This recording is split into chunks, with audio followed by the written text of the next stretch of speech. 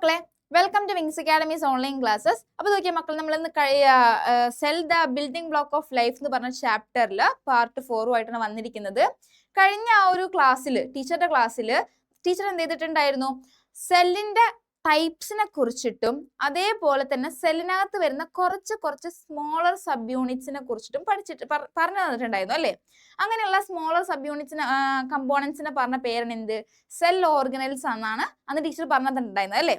അപ്പോൾ ഇന്നത്തെ ഈ വീഡിയോയിൽ നമ്മൾ ആ പറഞ്ഞ സെൽ ഓർഗനൽസിനെ കുറിച്ചിട്ടും പിന്നെ അതേപോലെ തന്നെ നമ്മുടെ സെല്ലിനകത്ത് വരുന്ന ഒരു മേജർ സെന്റർ ഉണ്ടല്ലോ മക്കളെ, ആ സെന്ററിനെ പറഞ്ഞ പേരെന്തായിരുന്നു? ന്യൂക്ലിയസ് എന്നാണ് പറഞ്ഞിരുന്നത് അല്ലേ? ആ ന്യൂക്ലിയസിനെ കുറിച്ചും പിന്നെ അതുമായി ബന്ധപ്പെട്ട് വരുന്ന എല്ലാ സെൽ ഓർഗനൽസിനെ കുറിച്ചിട്ടുമാണ് നമ്മൾ ഇന്നത്തെ വീഡിയോയിൽ ഡിസ്കസ് ചെയ്യാൻ പോകുന്നത്. അപ്പൊ ശ്രദ്ധയോടെ നല്ല കുട്ടികളായിട്ട് കേട്ടിരിക്കാം. ഓക്കെ, അപ്പോ കഴിഞ്ഞ ക്ലാസ്സിൽ ടീച്ചർ പഠിപ്പിച്ചിട്ടുള്ള ആ ഒരു ഭാഗം ജസ്റ്റ് ഒന്ന് റിവൈസ് ചെയ്യാൻ വേണ്ടി ടീച്ചർ ഇവിടെ വെച്ചിട്ടുണ്ട്. സ്മോളർ സെല്ലുലാർ സബ് കമ്പോണൻസിനെ പറഞ്ഞ പേരെന്തായിരുന്നു? സെൽ ഓർഗനൽസ് എന്നാണ് പറഞ്ഞിരുന്നത്. അവരുടെ 3 ഫങ്ഷൻസ് നമ്മളിവിടെ ഡിസ്കസ് ചെയ്തിട്ടുണ്ടായിരുന്നു. അതേപോലെ തന്നെ അവിടെ ടൈനി ലിവിങ് ഫാക്ടറി എന്നാണ് ഒരു സെല്ലിനെ പറഞ്ഞിട്ടുണ്ടായിരുന്നത് അല്ലേ? എന്തുകൊണ്ടാണ്? അതിനകത്ത് വരുന്ന ഓരോ ആൾക്കാർക്കും അവരുടേതായിട്ടുള്ള വർക്ക് ഉണ്ട്. ആ വർക്ക് എല്ലാം കൂടി ഗെറ്റ് ടുഗെദർ ആയി ചെയ്യുന്നത് കൊണ്ട് അതിനെ ലിവിങ് ഫാക്ടറി എന്ന് പറഞ്ഞിട്ടുണ്ടായിരുന്നു. ഓക്കെ, അപ്പോ നമ്മൾ എന്ത് ചെയ്യാൻ പോവാണ്? നമ്മുടെ ആ ഒരു ടൈനി ലിവിങ് ഫാക്ടറിക്കകത്ത് വരുന്ന ഒരു മേജർ സെന്റർ കണ്ടോടാ മക്കളെ, കൺട്രോളിങ് സെന്റർ കണ്ടോ? ഈ സെന്ററിനെ പറഞ്ഞ പേരെന്താണ്? ന്യൂക്ലിയസ് എന്നാണ് പറഞ്ഞിരുന്നത് അല്ലേ? ഈ ന്യൂക്ലിയസിനെ കുറിച്ചിട്ടാണ് നമ്മൾ ഇനി എന്ത് ചെയ്യാൻ പോകുന്നത്? പഠിക്കാനായിട്ട് പോകുന്നത്. ഓക്കെ, അപ്പൊ നോക്കി ടീച്ചർ ന്യൂക്ലിയസിന്റെ ഒരു ഫോട്ടോ ഇവിടെ എടുത്ത് വെച്ചിട്ടുണ്ട്, പിക്ചർ വെച്ചിട്ടുണ്ട്. ഓക്കെ, ഈ ഡയഗ്രത്തിൽ തന്നെ നമ്മൾ ഇന്ന് ന്യൂക്ലിയസിനെ കുറിച്ചുള്ള മുഴുവൻ കാര്യങ്ങളും എന്ത് ചെയ്യും? പഠിച്ചു പോകും. ഓക്കെ, ടീച്ചറുടെ കൂടെ ഇരുന്ന് എന്ത് ചെയ്യുക? അപ്പാപ്പ ആ ഒരു പേരുകളൊക്കെ എന്ത് ചെയ്യുക? പഠിച്ചു പോവുക കേട്ടോ. ഓക്കെ, അപ്പൊ നമ്മുടെ ന്യൂക്ലിയസിനകത്തോട്ട് വരുമ്പോൾ നമ്മുടെ സെല്ലിനകത്ത് നമ്മൾ പഠിച്ചപ്പോ അവിടെ കുറച്ച് ഇൻട്രൊഡക്ടറി ഭാഗങ്ങൾ പറഞ്ഞിട്ടുണ്ടായിരുന്നല്ലോ. സെല്ലിന്റെ പുറമേ വരുന്ന ആ ഒരു ലെയറിനെ കുറിച്ച് പറഞ്ഞിട്ടുണ്ടായിരുന്നു. സെല്ലിന്റെ ഉള്ളിൽ വരുന്ന ആ ഒരു ഫ്ലൂയിഡ് പാർട്ടിനെ കുറിച്ച് പറഞ്ഞിട്ടുണ്ടായിരുന്നു അല്ലേ? സെല്ലിന്റെ പുറമേ വരുന്ന ആ ഒരു ഭാഗത്തിന് നമ്മൾ പറഞ്ഞ പേരെന്തായിരുന്നു? സെൽ മെംബ്രെയിൻ എന്നാണ് പറഞ്ഞത് അല്ലേ? സെൽ മെംബ്രെയിൻ എന്ന് പറഞ്ഞു. അതിനുള്ളിൽ വരുന്ന ആ ഒരു ഫ്ലൂയിഡ് ലൈക്ക് പോർഷൻ നമ്മൾ പറഞ്ഞ പേരാണ് എന്ത്? സൈറ്റോപ്ലാസം, പ്രോട്ടോപ്ലാസം എന്നൊക്കെ പറഞ്ഞിട്ടുണ്ടായിരുന്നു. അതേപോലെ തന്നെ സിമിലർ ആയിട്ട് വരുന്ന 2 ഭാഗങ്ങൾ ഇവിടെയും ഉണ്ട്. ഓക്കെ അല്ലേടാ? നോക്കിയേ, നമ്മുടെ സെല്ലിന്റെ ന്യൂക്ലിയസ്, ഇത് ന്യൂക്ലിയസ് ആണ് കേട്ടോ. ഓക്കെ, ന്യൂക്ലിയസിന്റെ പുറമേയും അകമേയും നോക്കിക്കഴിഞ്ഞാൽ നമുക്ക് എന്ത് കാണാനായിട്ട് പറ്റും? 2 ലെയേഴ്സ് കാണാനായിട്ട് പറ്റും. ഓക്കെ, ഈ 2 ലെയേഴ്സിനെയും കൂടി കൂട്ടി ടീച്ചർ പറയുന്ന പേരിന് മക്കളെ എന്ത്? ന്യൂക്ലിയർ എൻവലപ്പ് എന്നാണ് പറയാ. എന്താ പറയേണ്ടത്? ന്യൂക്ലിയർ എൻവലപ്പ് എന്ന് പറയും. ഓക്കെ, 2 ലെയേഴ്സിനെയും കൂടി കൂട്ടിയാണ് ന്യൂക്ലിയർ എൻവലപ്പ് എന്ന് പറയാ. ഈ പുറമേ കാണുന്ന ന്യൂക്ലിയർ എൻവലപ്പിൽ വരുന്ന പുറമേ കാണുന്ന ഭാഗത്തിന് പറഞ്ഞ പേരിന് മക്കളെ എന്ത്? Outer nuclear. പുറമേ അല്ലേ ഇത് കാണുന്നേ? അപ്പൊ എന്താണത്? ഔട്ടർ ഭാഗം, ഔട്ടർ ന്യൂക്ലിയർ മെംബ്രെയിൻ എന്ന് പറയും. ഓക്കെ, ഉള്ളിൽ വരുന്ന ഈ പോർഷൻ നമ്മൾ പറഞ്ഞ പേരാണ് എന്ത്? ഉള്ളിലല്ലേ വരുന്നത്, അപ്പൊ ഔട്ടറിന്റെ ഓപ്പോസിറ്റ് എന്തായിരിക്കുള്ളൂ? ഇന്നർ ന്യൂക്ലിയർ മെംബ്രെയിൻ എന്നും പറയും. ഓക്കെ, ഔട്ടർ ന്യൂക്ലിയർ മെംബ്രെയിനും ഇന്നർ ന്യൂക്ലിയർ മെംബ്രെയിനും. അത് കഴിഞ്ഞ് ഞാൻ ഉള്ളിലോട്ട് പോകുമ്പോൾ ഇതൊക്കെ ഈ മെംബ്രെയിനുമേൽ തന്നെ ഉള്ളിലോട്ട് പോകല്ലേട്ടാ. ഓക്കെ, ഈ മെംബ്രെയിനുമേൽ തന്നെ നമുക്ക് നോക്കിക്കഴിഞ്ഞാൽ എന്ത് കാണാം മക്കളെ? കുറച്ച് ഓപ്പണിങ്സ്, പോൾസ് കാണാനായിട്ട് പറ്റും അല്ലെ? കുറച്ച് ദ്വാരങ്ങൾ കാണാനായിട്ട്, ഓപ്പണിങ്സ് കാണാനായിട്ട് പറ്റും. ഈ ഓപ്പണിങ്സിനെ ടീച്ചർ പറയുന്ന പേരിന് മക്കളെ എന്ത്? ന്യൂക്ലിയർ പോർ എന്നാണ് പറയാ. എന്താണ് പറയേണ്ടത്? ന്യൂക്ലിയർ പോർ എന്നാണ് പറയാ. ഓപ്പണിങ്സിനെ പറഞ്ഞ പേരാണ് കേട്ടോ. ഓക്കെ, അത് കഴിഞ്ഞ് ഉള്ളിലോട്ട് പോകുമ്പോൾ ഫസ്റ്റ് നമുക്ക് എന്ത് ചെയ്യാം? ഭാഗങ്ങളുടെ പേര് പഠിക്കാം ഫസ്റ്റ്. അത് കഴിഞ്ഞിട്ട് അവരുമായി ബന്ധപ്പെട്ടിട്ടുള്ള ഫങ്ഷൻസ് പഠിക്കാം. ഓക്കെ, അപ്പൊ നോക്കിയേ, ഈ പോറ് കഴിഞ്ഞ് ഞാൻ ഉള്ളിലോട്ട് പോകുമ്പോൾ എനിക്ക് ഇവിടെ ഒരു സ്പേസ് കാണാനായിട്ട് പറ്റും. ഈ സ്പേസിനെ ഞാൻ പറയുന്ന പേരിന് മക്കളെ എന്ത്? ഇവിടെയും ഒരു ഫ്ലൂയിഡ് ലൈക്ക് പാർട്ടാ കേട്ടോ. ഈ ഫ്ലൂയിഡ് ലൈക്ക് പാർട്ടിന് ഞാൻ പറയുന്ന പേരാണ് എന്ത്? ന്യൂക്ലിയോപ്ലാസം എന്നാണ് പറയാ. എന്താ പറയേണ്ടത്? ന്യൂക്ലിയോപ്ലാസം. ഓക്കെ, ഈ ന്യൂക്ലിയോപ്ലാസത്തിൽ എനിക്ക് നോക്കിക്കഴിഞ്ഞാൽ കുറെ എന്തൊക്കെയോ ത്രെഡ് കാണാനായിട്ട് പറ്റുന്നുണ്ട് അല്ലെ? ത്രെഡ്സ്. ഈ ത്രെഡ്സിനെ ഞാൻ പറയുന്ന പേരാണ് മക്കളെ എന്ത്? ക്രോമാറ്റിൻ ഫൈബേഴ്സ് അല്ലെങ്കിൽ ക്രോമാറ്റിൻ എന്ന് പറയും. ഓക്കെ, ന്യൂക്ലിയർ മെംബ്രെയിൻ ഉണ്ട്, അതിന്റെ അടുത്ത് നോക്കിക്കഴിഞ്ഞാൽ ന്യൂക്ലിയർ പോൾസ് ഉണ്ട്. അതിന്റെ ഉള്ളിലോട്ട് വരുമ്പോൾ കാണുന്ന ഈ ഒരു മൊത്തത്തിലുള്ള സ്പേസിനെ ന്യൂക്ലിയോപ്ലാസം എന്ന് പറയും. ഈ ന്യൂക്ലിയോപ്ലാസത്തിനകത്ത് നോക്കിക്കഴിഞ്ഞാൽ എനിക്ക് ഇവിടെ കുറെ ത്രെഡുകൾ കാണാനായിട്ട് പറ്റുന്നുണ്ട്. ഈ ത്രെഡുകളെ പറഞ്ഞ പേരാണ് എന്ത്? ക്രോമാറ്റിൻ എന്ന് പറയും. ഓക്കെ, ഇനി ഒത്ത നടുവിലായിട്ട് നോക്കിക്കഴിഞ്ഞാൽ എനിക്ക് അവിടെ എന്ത് കാണാൻ പറ്റുന്നുണ്ട്? ഒരു വലിയ ബോഡി കാണാൻ പറ്റുന്നുണ്ട് അല്ലെ? ഒരു റൗണ്ട് മാസീവ് ആയിട്ടുള്ള ബോഡി. ഈ ബോഡീനെ പറയുന്ന പേരിന് മക്കളെ എന്ത്? ന്യൂക്ലിയോലസ് എന്നാണ് പറയാ ട്ടാ. എന്താണ് പറയേണ്ടത്? ന്യൂക്ലിയോലസ്. ഓക്കെ ആണോ പറഞ്ഞത്? ആകെ 2-3 ആൾക്കാരേ ഉള്ളൂ അല്ലെ? ആ ആൾക്കാരുടെ പേര് മറക്കാതെ ഓർമ്മിച്ചു വെക്കാം. പിന്നെ ഇവിടെ ഒരു കൺഫ്യൂഷൻ വരാനുള്ള ഒരു ചാൻസ് എന്ന് വെച്ചിട്ടുണ്ടെങ്കിൽ ഈ കാണുന്ന സ്പേസിന് ടീച്ചർ പറഞ്ഞ പേരെന്താ മക്കളെ? ന്യൂക്ലിയോപ്ലാസം എന്നാണ് ട്ടോ പറയാ. ഓക്കെ, അതേസമയം നടുവിലുള്ള ഈ ഒരു ബോഡീനെ ടീച്ചർ പറഞ്ഞ പേരെന്താണ്? ന്യൂക്ലിയോലസ് എന്നാണ് പറയാ. അവിടെ ചെറിയൊരു കൺഫ്യൂഷൻ വരാൻ ചാൻസ് ഉണ്ട്, ചിലപ്പോ ഒന്ന് ഓർത്തു വെക്കാം. ഓക്കെ, അപ്പോ ഇനി നമുക്ക് ഓരോരുത്തരുടെ ഫംഗ്ഷൻ ആയിട്ട് പഠിക്കാം. ഓക്കെ, ന്യൂക്ലിയർ മെമ്പറിന്റെ ഫംഗ്ഷൻ നമുക്ക് എല്ലാവർക്കും അറിയാം അല്ലെ? എന്താണ്? ഔട്ടർ കവറിംഗ് ആണ്, പ്രൊട്ടക്ഷൻ, ട്രാൻസ്പോർട്ടേഷൻ ഒക്കെ ഉണ്ട്. പക്ഷെ ഇവിടെ ന്യൂക്ലിയർ മെമ്പറൈൻ ട്രാൻസ്പോർട്ടേ ചെയ്യാൻ സഹായിക്കുമെന്ന് നമുക്ക് പറയാൻ പറ്റില്ല. കാരണം അതിനു വേണ്ടിയിട്ടാണ് അവിടെ എന്തുണ്ടാക്കി വെച്ചിട്ടുള്ളതടാ? ഇങ്ങനെ ഒരു പോർ ഭാഗം ഉണ്ടാക്കിയിട്ടുള്ളത്. ഓക്കെ, അപ്പൊ ഇവിടെ ന്യൂക്ലിയർ പോർ ആണ് എന്തിനു സഹായിക്കുന്നത്? ട്രാൻസ്പോർട്ടേഷൻ ഓഫ് മെറ്റീരിയൽസിന് സഹായിക്കുന്നത്. അത് കഴിഞ്ഞപ്പോൾ ട്രാൻസ്പോർട്ടേഷൻ ഓഫ് മെറ്റീരിയലിനെ സഹായിക്കുന്ന ആള് ന്യൂക്ലിയർ പോർ ആണ്. അപ്പൊ ഇനി ഇതിന്റെ ഉള്ളിലോട്ട് പോകുമ്പോൾ നമുക്ക് ഇവിടെ എന്ത് കാണാൻ പറ്റുന്നുണ്ട്? ന്യൂക്ലിയോപ്ലാസം, ജസ്റ്റ് സൈറ്റോപ്ലാസം പോലെ തന്നെ ഉള്ളിലുള്ള ഒരു ഫ്ലൂയിഡ് ഭാഗം. ഓക്കെ, അതിനകത്ത് നമുക്ക് നോക്കിക്കഴിഞ്ഞാൽ കുറെ ത്രെഡ് ലൈക്ക് സ്ട്രക്ചേഴ്സ് കാണാൻ പറ്റുന്നുണ്ട് അല്ലേ? ഈ ത്രെഡ് ലൈക്ക് സ്ട്രക്ചേഴ്സിനെ പറഞ്ഞ പേര് ക്രൊമാറ്റിൻ എന്നായിരുന്നില്ലേടാ? ഈ ക്രൊമാറ്റിൻ എന്ന് പറയുമ്പോൾ എന്തൊക്കെയോ എവിടേക്കോ ഒരു ഓർമ്മ വരുന്നുണ്ട് അല്ലേ? യെസ്, ക്രൊമാറ്റിൻ എന്താണ് മക്കളെ? ക്രൊമാറ്റിൻ എന്ന് വെച്ചിട്ടുണ്ടെങ്കിൽ നമ്മുടെ ഹെറിഡിറ്ററി ക്യാരക്ടേഴ്സിനെ സൂക്ഷിച്ചു വെച്ചിരിക്കുന്ന ആളാണ്. ഹെറിഡിറ്ററി ക്യാരക്ടേഴ്സ് എന്ന് വെച്ചാൽ എന്താ? ഇപ്പൊ നോക്കിയേ, എനിക്ക് എന്റെ ക്യാരക്ടേഴ്സ് എടുത്ത് നോക്കിക്കഴിഞ്ഞാൽ, എന്റെ ശരീരത്തിൽ എടുത്ത് നോക്കിക്കഴിഞ്ഞാൽ എനിക്ക് എന്റെ അമ്മയുടെ എന്താണ് മുഖമുണ്ട്, എനിക്ക് എന്റെ അച്ഛന്റെ മുടിയുണ്ട്. അങ്ങനെ പാരന്റ്സിൽ നിന്നും ഓഫ് സ്പ്രിങ്ങിലോട്ട് പോകുന്ന ജനറ്റിക് ക്യാരക്ടേഴ്സ്, ജനറേറ്ററി ക്യാരക്ടേഴ്സ് അല്ലെ ഹെറിഡിറ്ററി ക്യാരക്ടേഴ്സിനെ സൂക്ഷിച്ചു വെച്ചിരിക്കുന്ന ആളാണ് മക്കളെ ആരെന്ന് പറയുന്നത്? ക്രൊമാറ്റിൻ ഫൈബേഴ്സ് എന്ന് പറയുന്നത്. ഓക്കെ ആണോ പറഞ്ഞത്? ഈ ക്രൊമാറ്റിൻ ഫൈബേഴ്സ് ഇപ്പൊ സാധാരണ ഒരു ത്രെഡ് ലൈക്ക് സ്ട്രക്ചർ ആയിട്ട് കിടക്കും. പക്ഷെ സെല്ല് ഡിവൈഡ് ചെയ്യുന്ന സമയമാകുമ്പോൾ, സെൽ ഡിവിഷൻ നിങ്ങൾ കേട്ടിട്ടുണ്ടാവുമല്ലോ, സെല്ല് ഡിവൈഡ് ചെയ്യുന്ന സമയമാകുമ്പോൾ നമ്മുടെ ഈ പറഞ്ഞ ക്രൊമാറ്റിൻ ഫൈബേഴ്സ് ഉണ്ടല്ലോ മക്കളെ, ഇവരെല്ലാവരും കൂടി അങ്ങോട്ട് കൂടിച്ചേർന്നിട്ട് ഒരു സ്ട്രക്ചർ ഉണ്ടാവും. ഈ സ്ട്രക്ചറിനെ പറഞ്ഞ പേരിന് മക്കളെ എന്ത്? ക്രോമസോം എന്നാണ് പറയാം. ഓക്കെ, സെൽ ഡിവിഷന് മുൻപ് ഇവരൊരു thread like structure, chromatin. Cell division നടക്കുന്ന സമയമാകുമ്പോൾ ഇവരെല്ലാവരും കൂടി ഒത്തുചേർന്ന് ഒരു സ്ട്രക്ചർ ആകുന്നുണ്ട്. ഈ സ്ട്രക്ചറിനെ പറയുന്ന പേരാണ് എന്ത്? ക്രോമസോം എന്നാണ് പറയുന്നത് കേട്ടോ. ഓക്കെ, നമുക്ക് ക്രോമസോമിനെ കുറിച്ച് എടുത്ത് നോക്കിക്കഴിഞ്ഞാൽ, ഓക്കെ, ഇതൊക്കെയാണ് മക്കളെ, ഇതാണ് സെൽ ഡിവിഷൻ നടക്കുന്ന സമയത്ത് നമ്മുടെ ക്രൊമാറ്റിൻ ഫൈബേഴ്സ് കൂടി ചേർന്നിട്ട് ക്രോമസോം ആകുന്നു പറഞ്ഞല്ലേ? ഈ ക്രോമസോമിനെ നമ്മൾ എന്ത് ചെയ്യാണ്? ജസ്റ്റ് ഒന്ന് അഴിച്ചെടുക്കുമ്പോൾ നമുക്ക് ഇവിടെ ഒരു സ്പെഷ്യലൈസ്ഡ് ആയിട്ടുള്ള ഒരു സ്ട്രക്ചർ കാണാനായിട്ട് പറ്റും. ഇതെല്ലാവർക്കും ഓർമ്മയുള്ള ഒരു സ്ട്രക്ചറാണ്, ആരും മറക്കാത്ത ഒരു സ്ട്രക്ചറാണ് അല്ലെ? പരസ്യത്തിലായിട്ടും ഇപ്പൊ ഈ ഹോർലിക്സിന്റെ കോംപ്ലാന്റ് ഒക്കെ പരസ്യത്തിൽ നോക്കിക്കഴിഞ്ഞാലും അല്ലാണ്ട് നമുക്ക് ഇപ്പൊ ഹോസ്പിറ്റലിൽ പോയി കഴിഞ്ഞാലൊക്കെ നമുക്ക് എന്ത് ചെയ്യാൻ പറ്റുന്ന ഒരു ഡയഗ്രം ആണ് ഈ ഒരു ഡയഗ്രം എന്ന് പറഞ്ഞാൽ അല്ലെ? ഏറ്റവും ഇമ്പോർട്ടന്റ് ആയിട്ടുള്ള ഒരു ഡയഗ്രം ആണ് DNA എന്നാണ് ഇതിന്റെ പറയുന്നത്. എല്ലാവർക്കും അറിയായിരിക്കും അല്ലെ?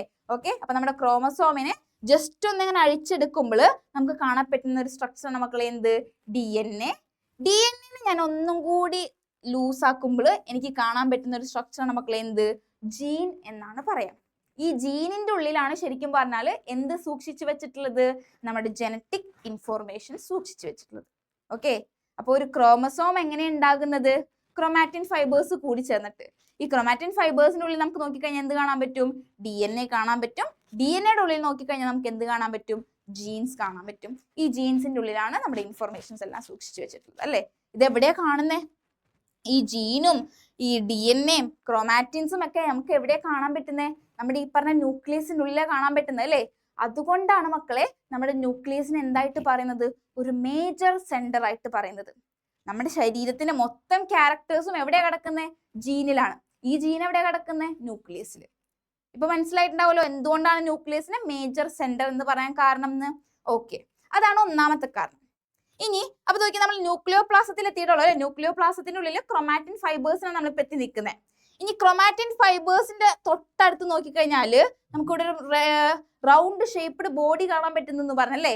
ഈ റൗണ്ട് ഷേപ്ഡ് ബോഡി നമ്മൾ പറഞ്ഞ പേരെന്തായിരുന്നു? ന്യൂക്ലിയോലസ് എന്നാണ് പറഞ്ഞത് അല്ലേ? ഓക്കെ, ഈ ന്യൂക്ലിയോലസിന്റെ പ്രത്യേകത എന്താണെന്ന് അറിയോ മക്കളെ? ഇതിന്റെ ഉള്ളിലാണ് നമ്മുടെ സെല്ലിനകത്ത് കാണുന്ന ഒരു ടൈപ്പ് ഓഫ് സെൽ ഓർഗനൽസിനെ ഉണ്ടാക്കിയെടുക്കുന്നത്. ഓക്കെ, നമ്മുടെ സെല്ലിനകത്ത് നോക്കിക്കഴിഞ്ഞാൽ നിങ്ങൾ ഇപ്പൊ കേട്ടിട്ടുണ്ടാകും ആയിരിക്കും, എന്നാൽ നമ്മൾ ഈ ഒരു ക്ലാസ്സിനകത്ത് എന്തായാലും പഠിക്കും. ഓക്കെ, റൈബോസോം എന്ന് പറഞ്ഞൊരു സെൽ ഓർഗനൽ ഉണ്ട്. കേൾക്കാത്തവരുണ്ടെങ്കിൽ ശ്രദ്ധിച്ച് കേൾക്കുക. നമ്മുടെ സെല്ലിന്റെ ഉള്ളിൽ നോക്കിക്കഴിഞ്ഞാൽ റൈബോസോം എന്ന് പറഞ്ഞൊരു സെൽ ഓർഗനൽ ഉണ്ട് മക്കളെ. ഈ റൈബോസോം നോക്കിക്കഴിഞ്ഞാൽ എങ്ങനെ കാണാൻ പറ്റുന്നതെന്ന് അറിയോടാ? ജസ്റ്റ് ഒന്ന് ടീച്ചർ കാണിച്ചുതരാം. ഇതാണ് റൈബോസോം. ഈ റൈബോസോം നോക്കിക്കഴിഞ്ഞാൽ ഇവിടെ നമുക്ക് നോക്കിയേ 2 യൂണിറ്റുകളായിട്ട് കാണാൻ പറ്റും. ഒരു വലിയ യൂണിറ്റും ഒരു ചെറിയ യൂണിറ്റും. ഈ യൂണിറ്റുകളെ നമ്മുടെ ശരീരത്തിൽ നമ്മുടെ ഈ പറഞ്ഞ യൂണിറ്റുകളെ എവിടെ ഉണ്ടാക്കുന്നതെന്ന് അറിയോടാ? ഇതിനെ ഉണ്ടാക്കുന്ന ആളാണ് ആരെന്ന് പറഞ്ഞത്? നമ്മുടെ ഈ പറഞ്ഞ ന്യൂക്ലിയോലസ് എന്ന് പറഞ്ഞത്. ഓക്കെ, നമ്മുടെ റൈബോസോമിൽ വരുന്ന സബ് യൂണിറ്റുകളെ സിന്തസൈസ് ചെയ്യുന്ന ഭാഗമാണ് മക്കളെ ആരെന്ന് പറഞ്ഞത്? ന്യൂക്ലിയോലസ് എന്ന് പറയുന്നത്. കേട്ടോ? ഓക്കെ, അപ്പൊ ഈ റൈബോസോമിന്റെ യൂണിറ്റുകളായിട്ടാണ് ന്യൂക്ലിയോലസ് ഉണ്ടാക്കുന്നത്. ഈ യൂണിറ്റുകളെ എന്നിട്ട് എന്താ ചെയ്യാന്നറിയോ? യൂണിറ്റുകൾ എന്താ ചെയ്യാന്നറിയോ? ടീച്ചർ ഇവിടെ ജസ്റ്റ് ഒന്ന് എഴുതി കാണിച്ചു തരാം. നമ്മുടെ ന്യൂക്ലിയോലസിനകത്ത് ഇങ്ങനെ സബ് യൂണിറ്റുകളായിട്ടാണ് ഉണ്ടാക്കുന്നത്. ഈ യൂണിറ്റുകളെ എന്നിട്ട് എന്താ ചെയ്യാന്നറിയോടെ മക്കളെ? നമ്മുടെ ന്യൂക്ലിയർ പോർ വഴി പുറത്തോട്ട് കൊണ്ടുവരും. ഓക്കെ, ന്യൂക്ലിയർ പോർ വഴി ഈ സബ് യൂണിറ്റുകളെ പുറത്തോട്ട് കൊണ്ടുവന്നിട്ട് അവിടെ വെച്ച് നമ്മുടെ സൈറ്റോപ്ലാസം നമ്മുടെ സൈറ്റോപ്ലാസത്തിൽ വെച്ച് ഈ സബ് യൂണിറ്റുകൾ തമ്മിൽ കമ്പൈൻ ചെയ്തിട്ടാണ് ആരുണ്ടാകുന്നത്? റൈബോസോം ഉണ്ടാകുന്നത്. മനസ്സിലായോ പറഞ്ഞത്? ന്യൂക്ലിയോലസിന്റെ ഉള്ളിൽ ഇത് വേറെ വേറെ സബ് യൂണിറ്റുകളായിട്ട് ഉണ്ടാകും. അത് ന്യൂക്ലിയർ പോർ വഴി പുറത്തോട്ട് വന്ന് സൈറ്റോപ്ലാസത്തിൽ എത്തും. സൈറ്റോപ്ലാസത്തിൽ വെച്ച് ഇവർ കമ്പൈൻ ചെയ്ത് എന്തായി മാറും? നമ്മുടെ റൈബോസോമായിട്ട് മാറും. മനസ്സിലായില്ലേ പറഞ്ഞത്? ജസ്റ്റ് ഒന്ന് ഓർത്ത് വെക്കാം കേട്ടോ. ഓക്കെ, അപ്പൊ ഇത്രയും ആൾക്കാരാണ് നമ്മുടെ ന്യൂക്ലിയസിനകത്ത് വരുന്നത്. സിമ്പിൾ ആയിട്ട് പഠിച്ചില്ലേ? എന്തൊക്കെയാണ്? ന്യൂക്ലിയർ മെംബ്രെയിൻ ഉണ്ട്, അത് 2 ടൈപ്പ്. അത് കഴിഞ്ഞ് വരുമ്പോൾ അവിടെ ന്യൂക്ലിയർ പോർ കാണാൻ പറ്റും, ട്രാൻസ്പോർട്ടേഷൻ. അത് കഴിഞ്ഞ് വരുമ്പോൾ ന്യൂക്ലിയോ പ്ലാസം, ക്രോമാറ്റിൻ ഫൈബേഴ്സ് ഉണ്ട്, ഇമ്പോർട്ടൻറ്റ് ജനറ്റിക് ഇൻഫർമേഷൻസ് എല്ലാം അവിടെയാണ് സൂക്ഷിച്ച് വെച്ചിട്ടുണ്ടാവുക.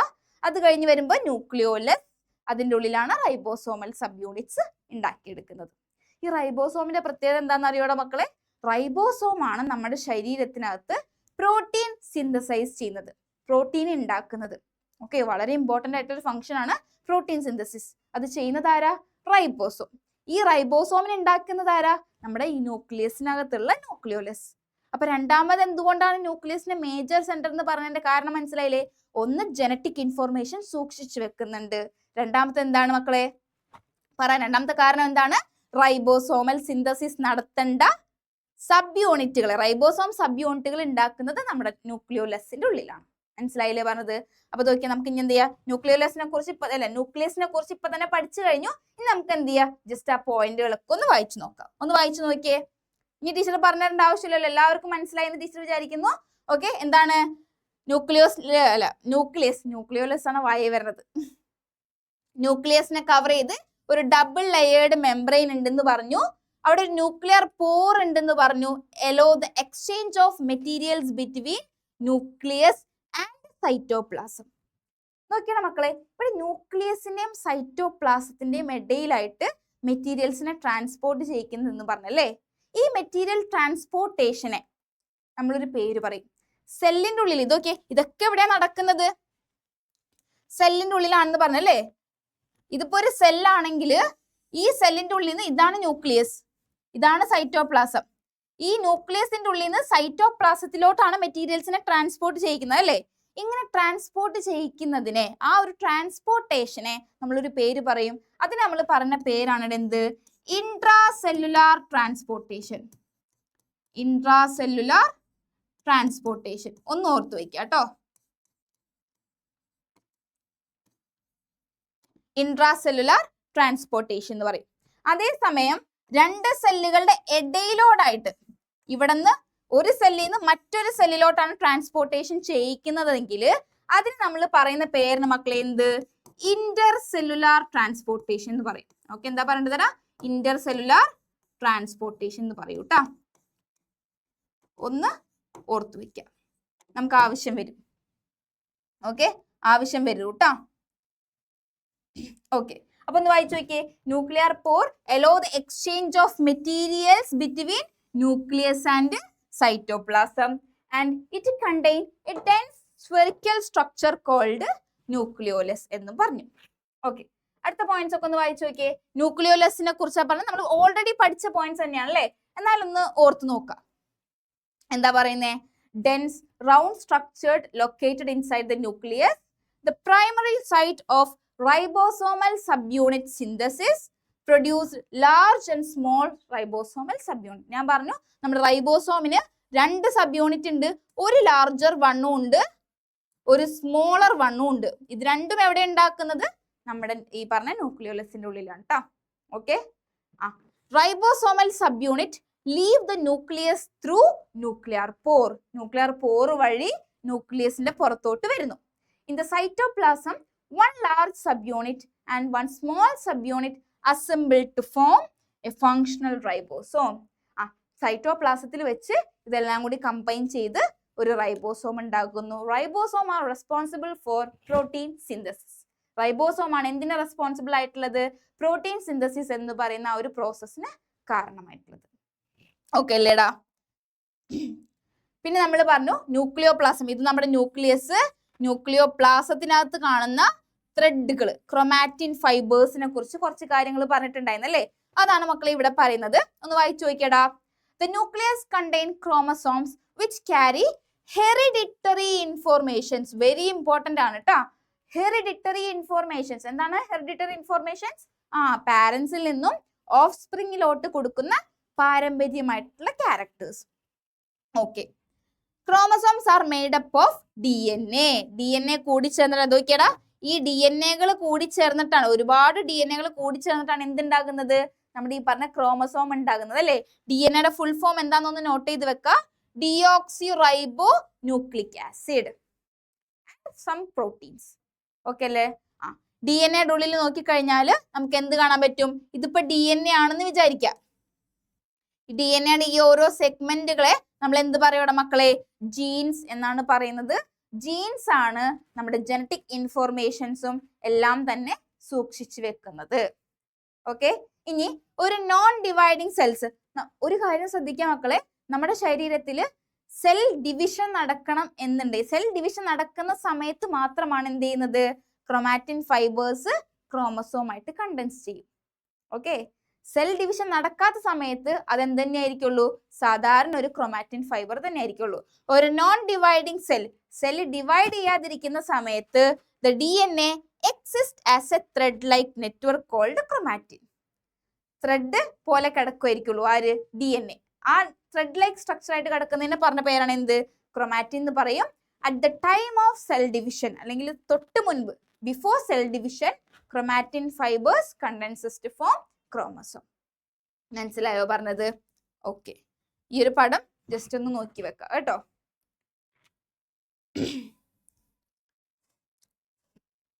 ഇനി നമ്മുടെ സെല്ലിനകത്ത് നമ്മുടെ സെല്ലല്ല, നമ്മുടെ ടെക്സ്റ്റ് ബുക്കിനകത്ത് നോക്കിക്കഴിഞ്ഞാൽ അവിടെ ത്രെഡ് ഓഫ് ക്യൂരിയോസിറ്റി എന്ന് പറഞ്ഞിട്ടുള്ളൊരു പാർട്ട് ഉണ്ട്. അതിനകത്ത് ഇങ്ങനെ ഒരു ഭാഗം പറയുന്നുണ്ട്, മെച്യൂർ RBC എന്ന് പറഞ്ഞിട്ടുള്ളൊരു പാർട്ട് പറയുന്നുണ്ട്. വേറൊന്നുമില്ലട മക്കളെ, സിമ്പിൾ ആണ്. നമ്മുടെ ശരീരത്തിനകത്ത് മെജോറിറ്റി ഓഫ് ദ സെല്ലിനും എന്തുണ്ട്? ന്യൂക്ലിയസ് ഉണ്ട്. But some of the cell have lack nucleus. ചില സെല്ലുകൾക്ക് എന്തുണ്ടാവില്ല? Nucleus absent ആയിരിക്കുള്ളൂ. അങ്ങനെയുള്ള സെല്ലുകളിൽ ഒരാളാണ് ആരെന്ന് പറയുന്നത്? RBC, റെഡ് ബ്ലഡ് സെൽസ് എന്ന് പറയുന്നത്. മനസ്സിലായില്ലേടാ? ഈ RBCക്ക് ന്യൂക്ലിയസ് ഇല്ലാത്തതിന്റെ കാരണം എന്താണെന്നറിയോ മക്കളെ? RBC എന്ന് വെച്ചാൽ എന്താണ്? ഓക്സിജൻ ട്രാൻസ്പോർട്ടേഷൻ ആണ് RBCയുടെ മെയിൻ ഫംഗ്ഷൻ എന്ന് പറയുന്നത് അല്ലേ? ഓക്സിജൻ ആൻഡ് ബാക്കിയുള്ള എല്ലാ സബ്സ്റ്റൻസസിനെ ട്രാൻസ്പോർട്ട് ചെയ്യിക്കുക എന്നുള്ളതാണ്. ഈ ഓക്സിജൻ ട്രാൻസ്പോർട്ട് ചെയ്യിക്കണം എന്നുണ്ടെങ്കിൽ, maximum amount of oxygen carry ചെയ്യണം എന്നുണ്ടെങ്കിൽ നമ്മുടെ സെല്ലിനകത്ത് ഒരു അത്യാവശ്യം സ്പേസ് വേണം അല്ലേ? പക്ഷെ ന്യൂക്ലിയസ് വന്നു കഴിഞ്ഞാൽ അവിടെ മെജോറിറ്റി ഓഫ് ദ സ്പേസും ആര് കൊണ്ടുപോകും? ന്യൂക്ലിയസ് കൊണ്ടുപോകും അല്ലേ? അപ്പൊ ന്യൂക്ലിയസ് ഇല്ലാത്തതിന്റെ പേരിൽ തന്നെ അവിടെ എന്താണ്? മെജോറിറ്റി ഓഫ് ദ സ്പേസും എന്ത് ചെയ്യാം? ആർക്ക് കൊണ്ടുപോവാം? ഓക്സിജന് കൊണ്ടുപോകാനായിട്ട് പറ്റും. അപ്പൊ അതുകൊണ്ട് തന്നെ ഓക്കെ. അപ്പോ നമ്മുടെ സെല്ലുകളില് ന്യൂക്ലിയസ് ഇല്ലാത്ത കുറച്ച് ടൈപ്പ് ഓഫ് സെൽസും ഉണ്ട്. അതിനകത്ത് വൺ ഓഫ് ദ സെൽ ആണ് ആരെന്ന് പറയണത്? RBC എന്ന് പറയുന്നത്. മനസ്സിലായില്ലേടാ? RBCക്ക് എന്തുണ്ടാവത്തില്ല? ന്യൂക്ലിയസ് ഉണ്ടാവത്തില്ല. അതിന് പകരം നമ്മുടെ RBCക്ക് അകത്ത് നോക്കിക്കഴിഞ്ഞാൽ ഒരു പ്രോട്ടീൻ കാണാനായിട്ട് പറ്റും. ഈ പ്രോട്ടീനെ പറയുന്ന പേരിന് മക്കളെ എന്ത്? ഹീമോഗ്ലോബിൻ എന്നാണ് പറയാ. എന്താ പറയുന്നത് മക്കളെ? ഹീമോഗ്ലോബിൻ എന്ന് പറയും. ഓക്കെ, നമ്മുടെ RBCയുടെ മെയിൻ ഫംഗ്ഷൻ എന്താണ്? ട്രാൻസ്പോർട്ടേഷൻ ഓഫ് ഓക്സിജൻ ആണ് അല്ലേ? അപ്പോ നമ്മുടെ ശരീരത്തിനകത്തോട്ട് മാക്സിമം എമൗണ്ട് ഓഫ് ഓക്സിജനെ ട്രാൻസ്പോർട്ട് ചെയ്യിക്കുന്നതിന്റെ ആവശ്യമായിട്ട് നമ്മുടെ RBCക്കകത്ത് എന്തുണ്ടാവത്തില്ല? ന്യൂക്ലിയസ് ഉണ്ടാവത്തില്ല. അതുകൊണ്ട് തന്നെ എന്ത് ചെയ്യാൻ പറ്റും? The large amount of oxygen can be occupied in the RBC. RBCക്കുള്ളിനകത്ത് മാക്സിമം എമൗണ്ട് ഓഫ് ഓക്സിജൻ എന്ത് ചെയ്യാൻ പറ്റും? ഹീമോഗ്ലോബിന് കുത്തി നിറച്ച് കൊണ്ടുപോകാനായിട്ട് പറ്റും.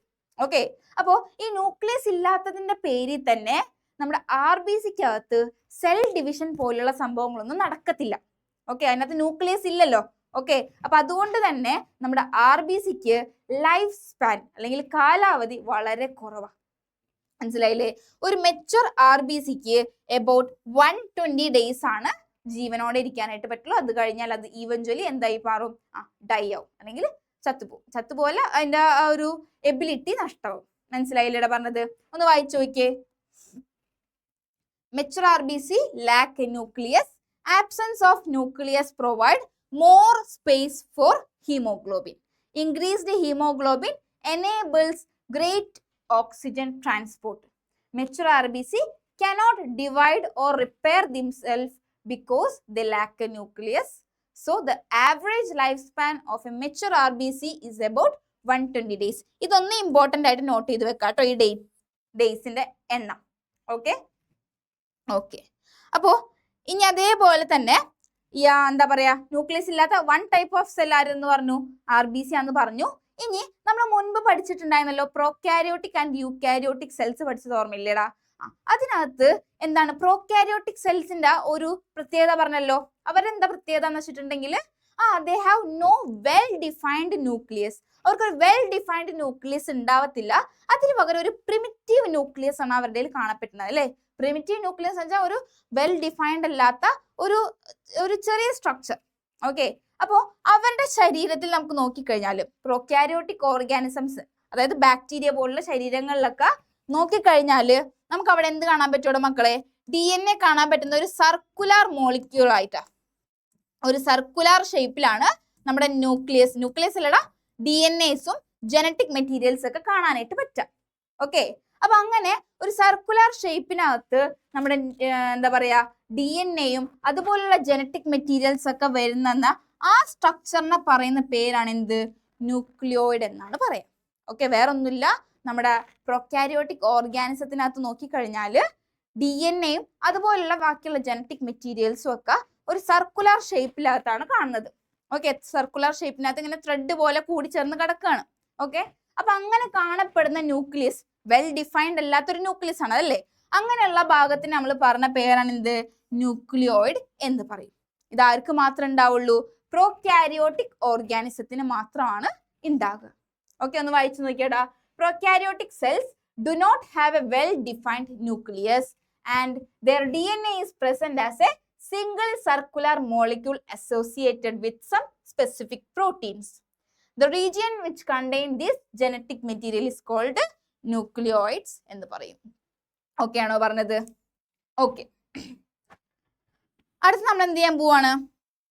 നമ്മുടെ സെൽ ഓർഗനൽസിലോട്ട് കിടക്കാനായിട്ട് പോവാണ്. അപ്പൊ ഇത്രയും നേരം നമ്മൾ എന്ത് ചെയ്തു? ന്യൂക്ലിയസിനെ കുറിച്ചാണ് പറഞ്ഞിരുന്നത് അല്ലേ?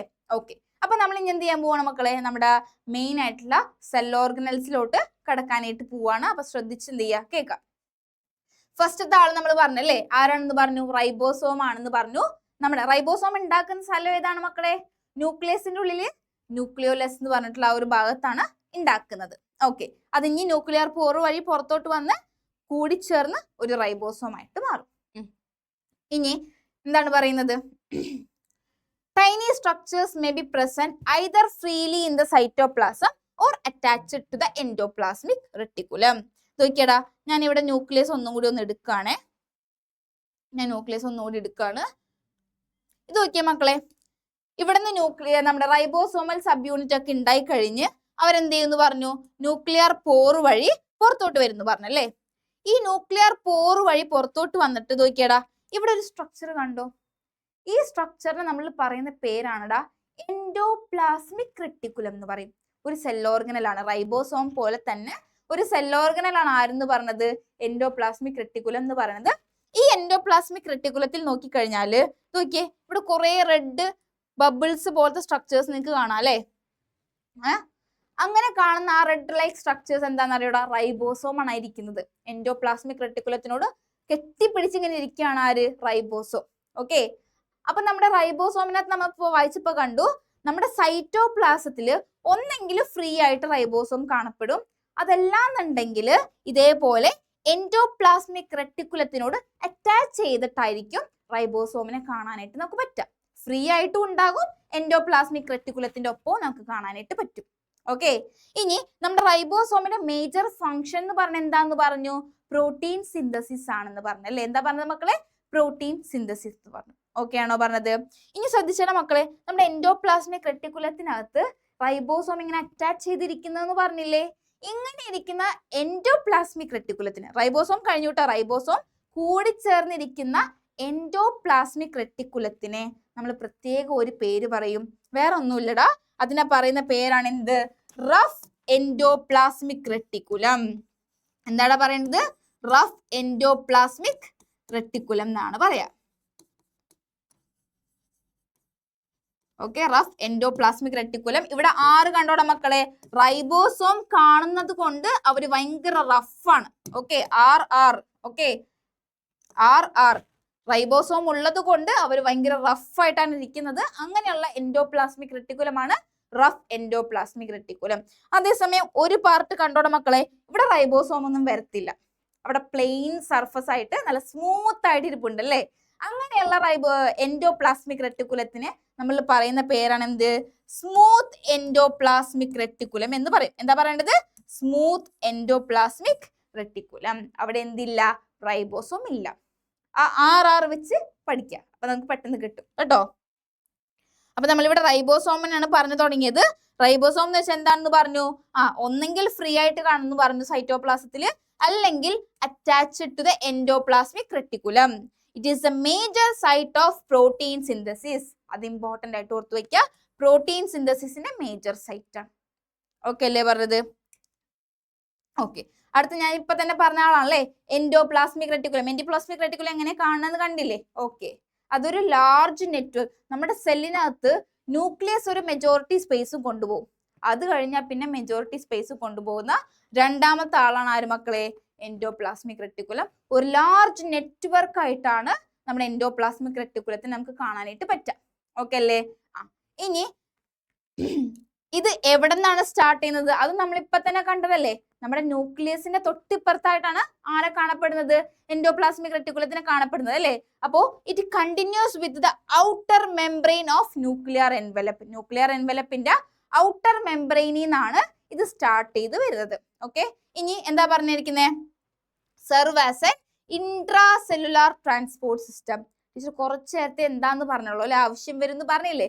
എന്താ മക്കളെ ഇൻട്രാ സെല്ലുലാർ ട്രാൻസ്പോർട്ടേഷൻ എന്ന് വെച്ചിട്ടുണ്ടെങ്കിൽ, സെല്ലിന്റെ ഉള്ളിൽ തന്നെ അങ്ങോട്ടും ഇങ്ങോട്ടും ഒക്കെ ട്രാൻസ്പോർട്ട് ചെയ്യാം. ഓക്കെ, അപ്പൊ എൻഡോപ്ലാസ്മിക് റെട്ടിക്കുലത്തിന്റെ ഫംഗ്ഷൻ എന്ന് വെച്ചാൽ എന്തായിരിക്കുള്ളൂ, സെല്ലിന്റെ ഉള്ളിനകത്ത് എന്തൊക്കെയോ സാധനങ്ങൾ എന്ത് ചെയ്യുന്നുണ്ട്, ട്രാൻസ്പോർട്ട് ചെയ്യിക്കുന്ന ഫംഗ്ഷൻ ആർക്ക് വരുന്നത്, നമ്മുടെ എൻഡോപ്ലാസ്മിക് റെട്ടിക്കുലത്തിന് വരുന്നത് അല്ലേ. ആരെയായിരിക്കും ഇയാൾ ട്രാൻസ്പോർട്ട് ചെയ്യിക്കുന്നുണ്ടാവാ, ഞാൻ മറച്ചു നിൽക്കട്ടെ. നമ്മൾ പറഞ്ഞു എൻഡോപ്ലാസ്മിക് റെട്ടിക്കുലം ന്യൂക്ലിയസിന്റെ അടുത്തായിട്ട്, നമ്മളൊന്ന് ജസ്റ്റ് ഇമാജിൻ ചെയ്യാം, എൻഡോപ്ലാസ്മിക് റെട്ടിക്കുലം ന്യൂക്ലിയസിന്റെ അടുത്തായിട്ടാണ് ഇരിക്കുന്നതെന്ന് പറഞ്ഞു അല്ലേ. ന്യൂക്ലിയസിൽ നിന്ന് ആരൊക്കെയോ ഇങ്ങനെ ഉണ്ടായി വരുന്നുണ്ട്, അതാരായിരുന്നു, റൈബോസോം ആണെന്ന് പറഞ്ഞു.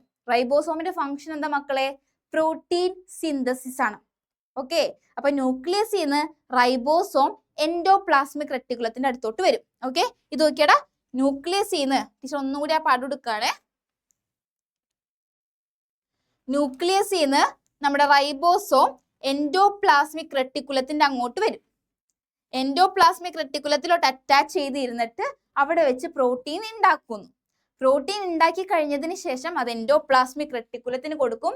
എൻഡോപ്ലാസ്മിക് റെട്ടിക്കുലം ഈ പറഞ്ഞ പ്രോട്ടീൻസിന് എന്ത് ചെയ്യും മക്കളെ, എൻഡോപ്ലാസ്മിക് റെട്ടിക്കുലത്തിന്റെ ഫംഗ്ഷൻ നമ്മളിപ്പോ എന്താ പഠിച്ചേ, ട്രാൻസ്പോർട്ടേഷൻ ആണെന്ന് പഠിച്ചല്ലേ. അപ്പൊ ഈ പറഞ്ഞ പ്രോട്ടീൻസിനെ ട്രാൻസ്പോർട്ട് ചെയ്യാനാണ് ആര് സഹായിക്കുക, എൻഡോപ്ലാസ്മിക് റെട്ടിക്കുലം സഹായിക്കുക. ഇങ്ങനെ കണക്ട് ചെയ്ത് പഠിക്കുമ്പോൾ നമുക്ക് പെട്ടെന്ന് മൈൻഡിലിരിക്കും. ന്യൂക്ലിയസിൽ റൈബോസോം ഉണ്ടാകുന്നു, എൻഡോപ്ലാസ്മിക് റെട്ടിക്കുലത്തിലോട്ട് വരുന്നു, അവിടെ വെച്ച് പ്രോട്ടീൻ ഉണ്ടാകുന്നു, അവിടെ പ്രോട്ടീൻസ് ഉണ്ടാക്കി കഴിഞ്ഞതിന് ശേഷം എൻഡോപ്ലാസ്മിക് റെട്ടിക്കുലം അതെന്ത് ചെയ്യുന്നു, ട്രാൻസ്പോർട്ട് ചെയ്യുന്നു. ഓക്കെ, അപ്പൊ ഒരു സ്റ്റെപ്പ് ബൈ സ്റ്റെപ്പ് ആയിട്ടാണ് ഇവിടെ പ്രോസസ്സ് നടക്കുന്നത് അല്ലേ. ഓക്കെ, അപ്പൊ നോക്കിയേ ഇനി എന്താ നടക്കുന്നേ, ഒന്ന് വായിച്ചു നോക്കിയേ. It involved in the synthesis and transportation of protein, also synthesise. പിന്നെ വേറെ ആരൊക്കെയോ കൂടി ഉണ്ടാക്കുന്നുണ്ട് അല്ലെ. ആരൊക്കെയാണ് മക്കൾ ഉണ്ടാക്കുന്നത്? ലിപ്പിഡിനെ ഉണ്ടാക്കുന്നുണ്ട് and some hormones in specialised cells. കുറച്ച് ലിപ്പിഡിനെ ഉണ്ടാക്കുന്നുണ്ട്, കുറച്ച് ഹോർമോൺസിനെ ഉണ്ടാക്കുന്നുണ്ട്. 3 ആൾക്കാരെ ഉണ്ടാക്കുന്നുണ്ട് അല്ലെ. പ്രോട്ടീൻ ഉണ്ടാക്കുന്നു, ലിപ്പിഡിനെ ഉണ്ടാക്കുന്നു ആൻഡ് സം ഹോർമോൺസിനെ ഉണ്ടാക്കുന്നു. ഓക്കെ, പിന്നെ ടീച്ചർ ഇവിടെ പറഞ്ഞല്ലോ എൻഡോപ്ലാസ്മിക് റെട്ടിക്കുലം എന്ന് പറയുമ്പോൾ അത് 2 ടൈപ്പ് ഉണ്ടെന്ന് പറഞ്ഞല്ലോ മക്കളെ. ഏതൊക്കെയാണോ 2 ടൈപ്പ്? റൈബോസോം കാണപ്പെടുന്ന എൻഡോപ്ലാസ്മിക് റെട്ടിക്കുലത്തിന് ടീച്ചർ പറഞ്ഞ പേരാണ് എന്ത്? റഫ് എൻഡോപ്ലാസ്മിക് റെട്ടിക്കുലം എന്ന് പറഞ്ഞു. ടീച്ചർ ഷോർട്ട് ആയിട്ട് ഇവിടെ എഴുതാണ് കേട്ടോ. റഫ് എൻഡോപ്ലാസ്മിക് റെട്ടിക്കുലം എന്നാണ് ടീച്ചർ അതിന് പേരിട്ടത്. റൈബോസോം ഒന്നും ഇല്ലാത്ത സ്മൂത്ത് ആയിട്ട് കിടക്കുന്ന ആളെ നമ്മൾ എന്താ പറഞ്ഞത്? സ്മൂത്ത് എൻഡോപ്ലാസ്മിക് റെട്ടിക്കുലം എന്നാണ് പറഞ്ഞിരുന്നത് അല്ലേ. ഓക്കെ, റൈബോസോമിന്റെ ഫംഗ്ഷൻ എന്താ മക്കളെ? റൈബോസോമിന്റെ ഫംഗ്ഷൻ എന്താ? പ്രോട്ടീൻ സിന്തസിസ് ആണ് അല്ലെ. അപ്പൊ നോക്കിയാണ് മക്കളെ, റഫ് എൻഡോപ്ലാസ്മിക് റെട്ടിക്കുലം ആണ് ഇവിടെ എന്തുണ്ടാക്കുന്നത്? പ്രോട്ടീനെ ഉണ്ടാക്കുന്നത്. നോക്കി, ഇതിനകത്ത് നമ്മൾ പറഞ്ഞു എൻഡോപ്ലാസ്മിക് റെട്ടിക്കുലം 3 ആൾക്കാർ ഉണ്ടാക്കുന്നുണ്ട്. 1 protein, 2 lipid, 3 some hormones. Okay, അതിനകത്ത് പ്രോട്ടീൻ ഉണ്ടാക്കുന്ന എൻഡോപ്ലാസ്മിക് റെട്ടിക്കുലം ആരാണ് മക്കളെ? റഫ് എൻഡോപ്ലാസ്മിക് റെട്ടിക്കുലം ആണ്. അതേസമയം ലിപ്പിഡിനെ ഉണ്ടാക്കുന്ന ആൾക്കാർ ആരാണ് മക്കളെ? ആരാണ്?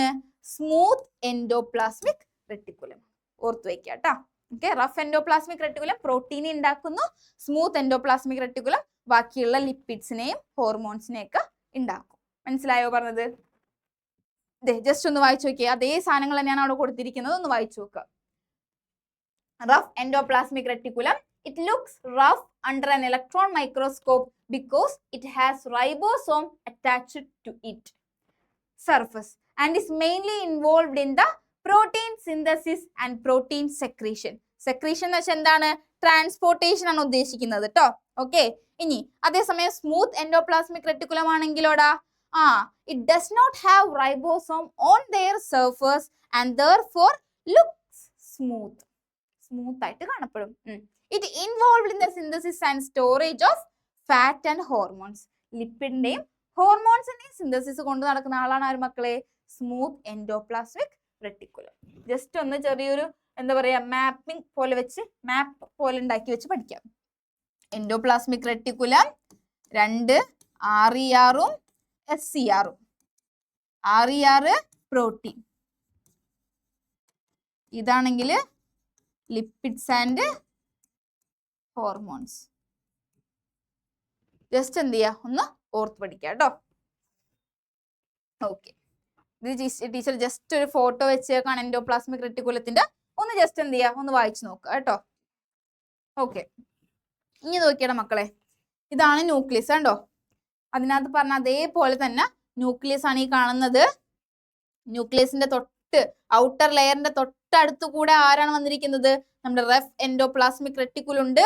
അതിന്റെ സൈഡിൽ കൂടെ നമ്മുടെ സ്മൂത്ത് എൻഡോപ്ലാസ്മിക് റെട്ടിക്കുലവും ഉണ്ട്. ഓക്കെ, ഇവിടെ നിന്ന് ശ്രദ്ധിച്ചേക്കണേ മക്കളെ, ഇനി ശ്രദ്ധിച്ചേക്കണം. അടുത്ത സെൽ ഓർഗനലിലോട്ട് കിടക്കുക. ഓക്കെ, ഇപ്പൊ റൈബോസോം കഴിഞ്ഞു, അല്ല ന്യൂക്ലിയസ് കഴിഞ്ഞു, അവിടുന്ന് റൈബോസോം വന്നു, എൻഡോപ്ലാസ്മിക് റെട്ടിക്കുലത്തിലെത്തി, പ്രോട്ടീൻ ഉണ്ടാക്കി, ലിപ്പിഡും ഉണ്ടാക്കി, ഹോർമോൺസും ഉണ്ടാക്കി, എന്തേലും ആവട്ടെ. ഓക്കെ, ഇനി ഈ പറഞ്ഞ ആൾക്കാരെ ട്രാൻസ്പോർട്ട് ചെയ്യിക്കുന്നു പറഞ്ഞല്ലേ. ഇവരെന്ത് ചെയ്യാണ്? ഈ ഉണ്ടാക്കിയ ആൾക്കാരൊക്കെ ഇങ്ങനെ വിട്ട് കൊടുക്കുക, ഇനി അതിനങ്ങനെ അഴിച്ചു വിടാണ്. മനസ്സിലായോ? ഇവരെന്ത് ചെയ്യാണ്? ഇതിനെ തോന്നിയ പോലെ അങ്ങനെ അഴിച്ചു വിട്ടു. എൻഡോപ്ലാസ്മിക് റെട്ടിക്കുലം ലിപ്പിഡിനെയും ഹോർമോണിനെയും പ്രോട്ടീനെയൊക്കെ എന്ത് ചെയ്തു? തോന്നിയ പോലെ അങ്ങോട്ട് എന്ത് ചെയ്തു? അഴിച്ചു വിട്ടു. ഈ അഴിച്ചു വിട്ട സാധനങ്ങൾ എല്ലാത്തിനെയും കൂടി ഒരു ഓർഗനൽ എന്ത് ചെയ്തു? വേറൊരു സെൽ ഓർഗനൽ പിടിച്ചു വെച്ചിട്ട് എന്ത് ചെയ്തു? നല്ല വൃത്തിക്ക് ഓരോ സാധനങ്ങളെ, പ്രോട്ടീനെ ആണെങ്കിൽ പ്രോട്ടീനെ, ലിപ്പിഡിനെ ആണെങ്കിൽ ലിപ്പിഡിനെ, ഹോർമോൺസിനാണെങ്കിൽ ഹോർമോൺസിനെ, ഇങ്ങനെ ഓരോ വെസിക്കിൾസ് ആക്കി പറഞ്ഞു വിടണം. കണ്ടോ? ഓരോ വെസിക്കിൾസിന്റെ രൂപത്തില് എന്ത് ചെയ്യാണ്? പറഞ്ഞു വിടാണ്. അങ്ങനെ വിടുന്ന ആൾക്കാർ നമ്മൾ പറയുന്ന പേരാണ് മക്കളെ എന്ത്? ഗോൾജി കോംപ്ലക്സ് എന്ന് പറയും. ഓക്കെ, എന്താ പറയണ്ടത് മക്കളെ? ഗോൾജി കോംപ്ലക്സ് അടുത്ത സെൽ ഓർഗനൽ ആണ് കേട്ടോ. ഓക്കെ, എൻഡോപ്ലാസ്മിക് റെറ്റിക്കുലം ഈ പറഞ്ഞ പ്രോട്ടീനെയും ലിപ്പിഡിനെയും ഹോർമോൺസിനെയൊക്കെ ഇങ്ങനെ കൊടുത്തുകൊണ്ടിരിക്കുകയാണ് തോന്നിയ പോലെ. ആ കൊടുത്ത ഹോർമോൺസിനെ ലിപ്പിഡിനെയും പ്രോട്ടീനെയൊക്കെ ഓരോ വെസിക്കിൾസ് ആക്കി അതാത് സ്ഥലങ്ങളിലോട്ട് പറഞ്ഞയക്കുന്ന, വെസിക്കിൾസ് ആക്കി മാറ്റുന്ന ആൾക്കാരാണ് ആരെന്ന് പറഞ്ഞത് മക്കളെ? ഗോൾജി കോംപ്ലക്സ് എന്ന് പറയും. നോക്കിയുടെ മക്കളെ, അതിന്റെ സ്ട്രക്ചർ ഇവിടെ ഉണ്ട് കേട്ടോ. അയ്യോ, അതിന്റെ സ്ട്രക്ചർ അതേ ഉള്ളൂ, അത് മാത്രമേ വെച്ചുള്ളൂ. ഓക്കെ, ഇതാണ് ഗോൾജി കോംപ്ലക്സ്. നിങ്ങൾ ടെക്സ്റ്റ് ബുക്കിനകത്ത് നോക്കിക്കഴിഞ്ഞാലും കാണാനായിട്ട് പറ്റും. ജസ്റ്റ് ഒന്ന് വായിച്ചു നോക്കിയുടെ മക്കളെ. Composed of stacks of flattened sac like structure. ഇത് നോക്കിക്കഴിഞ്ഞാൽ ഇങ്ങനെ ഒരു ഫ്ലാറ്റ് ആയിട്ടുള്ള സാക്ക് ലൈക്ക് സ്ട്രക്ചേഴ്സ് ആയിട്ടാണ് ഇങ്ങനെ കാണപ്പെടുന്നത്. ഇങ്ങനെ കാണുന്ന സ്ട്രക്ചേഴ്സ് ആണ് ആരെന്ന് പറയുന്നത്? ഗോൾജി കോംപ്ലക്സ് എന്ന് പറയുന്നത്. ഇങ്ങനെയുള്ള സ്ട്രക്ചറിൽ ഓരോ ഭാഗത്തിനും ഈ ഒരു ഭാഗം, ഓരോ ഭാഗത്തിനെയും നമ്മൾ പറയുന്ന പേരാണ് മക്കളെ എന്ത്? ക്രിസ്റ്റർനെ എന്ന് പറയും. എന്താ പറയണ്ടത് മക്കളെ? ക്രിസ്റ്റർനെ എന്നാണ് പറയാ കേട്ടാ. ഓരോ സാക്കുകളെയും നമ്മൾ പറഞ്ഞ പേരിന് മക്കളെ എന്ത്? ക്രിസ്റ്റർനെ എന്ന് പറയും. അങ്ങനെ ഒരുപാട് ക്രിസ്റ്റർനെകൾ കൂടി ചേർന്നിട്ടാണ് ആരുണ്ടാകുന്നത്? ഗോൾജി കോംപ്ലക്സ് ഉണ്ടാകുന്നത്. Okay, they are functionally connected to the endoplasmic reticulum, cell membrane and cell organelles. ഇവരെല്ലാവരുമായിട്ടും അതാണ് പറഞ്ഞത്. നമ്മുടെ സെൽ ഓർഗനൽസ് എന്ന് പറയുമ്പോൾ ഒരു ഗ്രൂപ്പാണ്. ഒരാൾ ചെയ്തതിന്റെ ബാക്കിയായിരിക്കും അടുത്ത ആൾ ചെയ്യുക. അങ്ങനെ കണക്റ്റഡ് ആയി കിടക്കുന്ന ഒരു ഗ്രൂപ്പാണ് ആരെന്ന് പറഞ്ഞ മക്കളെ? സെൽ ഓർഗനൽസ് എന്ന് പറയുന്നത്. ഓക്കെ, ഇപ്പൊ നോക്കിയേ, ന്യൂക്ലിയസ് റൈബോസോമുമായിട്ട് കണക്ട് ചെയ്യുന്നു. റൈബോസോം എൻഡോപ്ലാസ്മിക് റെറ്റിക്കുലം ദേ ഇപ്പൊ ഗോൾജി കോംപ്ലക്സിനെ ഇട്ട് കണക്ട് ചെയ്തു. ഓക്കെ അല്ലേടാ. Modifies protein and lipid received from the ER എന്ന് വെച്ചാൽ എന്താ? Endoplasmic reticulum. മോഡിഫൈ ചെയ്യാന്ന് വെച്ചിട്ടുണ്ടെങ്കിൽ എന്താ? അതിനൊക്കെ ഓരോ വെസിക്കിൾസ്, ഓരോ എന്താ പറയാ പാക്കേജ് ആക്കി മാറ്റുകയാണ് ആര് ചെയ്യുന്നത്? ഇവിടെ ഗോൾജി കോംപ്ലക്സ് ചെയ്യുന്നത്. Okay, transport material for secretion, delivery to other organelles or lysosome formation. ഇങ്ങനെ വെസിക്കിൾസ് ആക്കി മാറ്റുമല്ലോടെ മക്കളെ. ഇങ്ങനെ വെസിക്കിൾസ് ആക്കി മാറ്റുന്നത് അതിനകത്ത് കുറച്ച് വെസിക്കിൾസ് വേറൊരു സെൽ ഓർഗനൽ ആയിട്ട് മാറും. ഓക്കെ, ഇതിനകത്ത് കുറച്ച് ആൾക്കാർ എന്താണ് ബാക്കിയുള്ള സെൽ ഓർഗനൽസിലോട്ടോ അല്ലെങ്കിൽ സെല്ലിന്റെ ആവശ്യങ്ങളൊക്കെ കേട്ട് അങ്ങനെ പോകും. കുറച്ച് വെസിക്കിൾസ് മാത്രം ഒരു ഗ്രൂപ്പ് ഓഫ് സെൽ ഓർഗനൽ ആയിട്ട് മാറും. ആ സെൽ ഓർഗനലിനെ നമ്മൾ പറഞ്ഞ പേരിന് മക്കളെ എന്ത്? ലൈസോസോം എന്ന് പറയും. എന്താണ് പറയേണ്ടത്? ലൈസോസോം. ഓക്കെ ആണോ പറഞ്ഞത്? അപ്പൊ നമ്മുടെ ഗോൾജി കോംപ്ലക്സ് എന്തൊക്കെയാ അവിടെ ചെയ്യുന്നത്? Transport materials for secretion, delivery to other organelles and or lysosome formation. Okay, അപ്പൊ എന്താണ് ഇവർ ചെയ്യുന്നതെന്ന് വെച്ചിട്ടുണ്ടെങ്കിൽ അവിടെ നിന്നൊക്കെ വരുന്ന എല്ലാ സാധനങ്ങളെയും കൂടി വാങ്ങിയിട്ട് ഇങ്ങനെ ഒരു കൃത്യമായ ഓർഡറിൽ എന്ത് ചെയ്യുന്നു? അടക്കി വെച്ച് അതാത് സ്ഥലങ്ങളിലോട്ട് പറഞ്ഞയക്കുന്നു. എൻഡോപ്ലാസ്മിക് റെറ്റിക്കുലം ഉണ്ടാക്കിയാണ്ട് പറഞ്ഞു വിടന്നെ, എവിടെ കാണുന്നൊന്നുമില്ല. ഓക്കെ, അതിനൊക്കെ ഗോൾജി കോംപ്ലക്സ് ഇങ്ങനെ വാങ്ങിയിട്ട് എന്ത് ചെയ്യാണ്? അതാത് സ്ഥലങ്ങളിലോട്ട് പാക്ക് ചെയ്ത് പറഞ്ഞയക്കാണ്. അതുകൊണ്ട് അങ്ങനത്തെ ഒരു ഫംഗ്ഷൻ നമ്മുടെ ഗോൾജി കോംപ്ലക്സ് അപ്പം ചെയ്യുന്നത് കൊണ്ട് ഇയാളെ നമ്മൾ എന്തായിട്ട് കാണിക്കുന്നു? പോസ്റ്റ് ഓഫീസ് ആയിട്ട് കാണിക്കുന്നു. പോസ്റ്റ് ഓഫീസിനകത്ത് അതല്ലേ ചെയ്യുന്നത്? അവിടെ നിന്ന് ഇവിടെ നിന്ന് വരുന്ന എല്ലാ ലെറ്റേഴ്സും എൻവലപ്സ് എല്ലാം കൂടെ എന്താണ് വാങ്ങിയെടുത്തിട്ട് എവിടെയൊക്കെയാണോ അത് കൊണ്ടുപോയി കൊടുക്കേണ്ടത് അതാത് സ്ഥലങ്ങളിൽ കൊണ്ടുപോയി കൊടുക്കുന്നു. ഓക്കെ, അതാണ് ഇവിടെ നമ്മുടെ ഗോൾജി കോംപ്ലക്സും ചെയ്യുന്നത്. മനസ്സിലായില്ലേ? ഓക്കെ, അപ്പൊ ഞാൻ പറഞ്ഞു ഈ ഗോൾജി കോംപ്ലക്സ് എന്താണ്? വെസിക്കിൾസ് ആക്കി മാറ്റിയിട്ട് വേറൊരു ഗ്രൂപ്പ് ഓഫ് സെൽ ഓർഗനൽസിന് ഉണ്ടാക്കേണ്ടതെന്ന് പറഞ്ഞല്ലേ? അതാണ് പറഞ്ഞത് എന്ത്? ലൈസോസോം. ഇനി വരുന്നത് ലൈസോസോം. അവിടെയും കണക്ഷൻ കണ്ടോടാ? ഗോൾജി കോംപ്ലക്സിൽ നിന്ന് വരുന്ന ഒരു ഗ്രൂപ്പ് ഓഫ് ആൾക്കാരാണ് ആരെന്ന് പറയുന്നത്? ലൈസോസോം എന്ന് പറയുന്നത്. ഓക്കെ അല്ലേ? The clean up system. Cleaning ആണ് അവർ ഫുൾ ക്ലീൻ ചെയ്യുന്ന പരിപാടിയാണ്. എന്താണെന്ന് നോക്കിയാണ് മക്കളെ. നമ്മുടെ ലൈസോസോമിന്റെ ഉള്ളിൽ നോക്കിക്കഴിഞ്ഞാൽ കുറെ ഡൈജസ്റ്റീവ് എൻസൈംസ് ഉണ്ട്. ഡൈജസ്റ്റീവ് ആയിട്ടുള്ള എൻസൈംസ്, പവർഫുൾ ഡൈജസ്റ്റീവ് എൻസൈംസ്, അങ്ങനെ നശിപ്പിച്ച് കളയും, ബ്രേക്ക് ഡൗൺ ചെയ്ത് കളയുന്ന കുറെ പവർഫുൾ എൻസൈംസ് ആണ് നമ്മുടെ ലൈസോസോമിന്റെ ഉള്ളിലകത്ത് കാണപ്പെടുന്നത്. അവരെന്തൊക്കെയാണ് ചെയ്യുന്നത്? ബ്രേക്ക് ഡൗൺ ദ സെല്ലുലാർ വേസ്റ്റുകളെ ബ്രേക്ക് ഡൗൺ ചെയ്യുന്നു. ഡാമേജ്ഡ് ഓർഗനൽസ്, നശിച്ചു പോയ ഓർഗനൽസിനൊക്കെ നശിപ്പിച്ച് കളയുന്നു. Unwanted proteins, carbohydrates and fats, ഇവരൊക്കെ ബ്രേക്ക് ഡൗൺ ചെയ്ത് വെക്കാണ് ചെയ്യുന്നത്. എന്നിട്ട് നമ്മുടെ സെല്ലിനകത്ത് ആവശ്യമില്ലാത്ത സാധനങ്ങളൊക്കെ അങ്ങോട്ട് റിമൂവ് ചെയ്ത് കളയാണ്. റിമൂവ് ചെയ്യല്ല, എന്നാലും നശിപ്പിച്ച് അതിനെയൊക്കെ എന്ത് ചെയ്യും, നമ്മുടെ സൈറ്റോപ്ലാസത്തിൽ കൊണ്ടുപോയി വെക്കും. എന്നിട്ട് ബാക്കിയുള്ള സെൽ ഫങ്ഷൻസിൽ എപ്പോഴെങ്കിലൊക്കെ ഇവർ ആവശ്യം വരും. സ്ക്രാപ്സ് അങ്ങനെയാണല്ലോ, എന്തെങ്കിലുമൊക്കെ കാര്യങ്ങൾക്ക് ആവശ്യം വരുമ്പോൾ നമ്മൾ എന്ത് ചെയ്യും, അതിൽ നിന്ന് പോയിട്ട് ഈ പറഞ്ഞ ബ്രേക്ക് ഡൗൺ ചെയ്തിട്ടുള്ള സാധനങ്ങളൊക്കെ എന്ത് ചെയ്യും, റീയൂസ് ചെയ്യും. മനസ്സിലായോ പറഞ്ഞത്? ഈ ഒരു ഫംഗ്ഷൻ ആര് ചെയ്യുന്നത്, നമ്മുടെ ലൈസോസോം ചെയ്യുന്നത്. ക്ലീനിങ് അപ്പ് സിസ്റ്റം ആയിട്ടാണ് ലൈസോസോമിനെ കണക്കാക്കുന്നത് കേട്ടോ. ഓക്കെ അല്ലേടാ? ഓക്കെ. ഇനി അടുത്തൊരു ത്രെഡ്സ് ഓഫ് ക്യൂരിയോസിറ്റി നമ്മുടെ ടെക്സ്റ്റിനകത്തുള്ളതാണ്. ഇതൊക്കെ പഠിക്കേണ്ട ഭാഗങ്ങളാണ് കേട്ടോ, വിട്ടൊന്നും കളയരുത്. ഓക്കെ, നമ്മുടെ ലൈസോസോമിനെ കുറിച്ചാ പറഞ്ഞല്ലേ. അപ്പൊ ഇവിടെ എന്തോ ഒരു ലൈസോസോമിന് സാധനം കിടപ്പുന്നുണ്ട്. ഓക്കെ, ഇവിടെ ആരെ കുറിച്ചാ പറയുന്നത്, ഹ്യൂമൻ സ്പേം സെല്ലാണ് മെയിൻ ആയിട്ട് വരുന്നത് അല്ലേ. ഹ്യൂമൻ സ്പേം സെല്ലിനകത്ത്, ഹ്യൂമൻ സ്പേം സെൽ എന്താണ്ടാ, റീപ്രൊഡക്റ്റീവ് സെല്ലാണ് അല്ലേ സ്പേം സെൽ എന്ന് പറയുന്നത്. ഓക്കെ, ഈ സ്പേം സെല്ലിന്റെ ഉള്ളിനകത്ത് നോക്കിക്കഴിഞ്ഞാലും നമുക്ക് അവിടെ കുറച്ച് എന്ത് കാണാൻ പറ്റും, ലൈസോസോമിന്റെ എൻസൈംസിനെ കാണാനായിട്ട് പറ്റും. മനസ്സിലായോടാ? Human sperm cells also contain lysosomal enzymes. When a sperm meet egg, അതായത് ഒരു സ്പേം വന്നിട്ട് ഒരു എഗ്ഗിനെ മീറ്റ് ചെയ്യുന്ന സമയത്ത് എന്താണ് സംഭവിക്കുന്നത്, ഇവിടെ നമ്മുടെ സ്പേമിന്റെ ഹെഡ് ഭാഗത്ത് ലൈസോസോമൽ എൻസൈംസ് ഉണ്ട്. ഈ ലൈസോസോമൽ എൻസൈം ആണ് എഗ്ഗിനെ ബ്രേക്ക് ഡൗൺ ചെയ്ത് ഉള്ളിലോട്ട് കിടക്കാനായിട്ട് സഹായിക്കുന്നത്. എഗ്ഗിന്റെ ആ ഒരു ഔട്ടർ ലെയർ ബ്രേക്ക് ഡൗൺ ചെയ്ത് ഉള്ളിലോട്ട് കടന്ന് ഫെർട്ടിലൈസേഷൻ ചെയ്യാൻ സഹായിക്കുന്ന കുറച്ച് എൻസൈം, ലൈസോസോമൽ എൻസൈംസ് ആർക്കുണ്ട്, നമ്മുടെ ഈ പറഞ്ഞ സ്പേം സെല്ലിന് ഉണ്ട്. മനസ്സിലായില്ലേ? ജസ്റ്റ് ഒന്ന് റിമെമ്പർ ചെയ്ത് വെക്കാം, ഓർത്ത് വെക്കാം. ഓക്കെ, അടുത്ത ആളാണ് മക്കളെ ആരെന്ന് പറഞ്ഞാൽ അടുത്തൊരു ഇമ്പോർട്ടൻറ്റ് സെൽ ഓർഗനൽ ആണ് മൈറ്റോകോൺഡ്രിയ. ഇമ്പോർട്ടന്റ് ആണ്.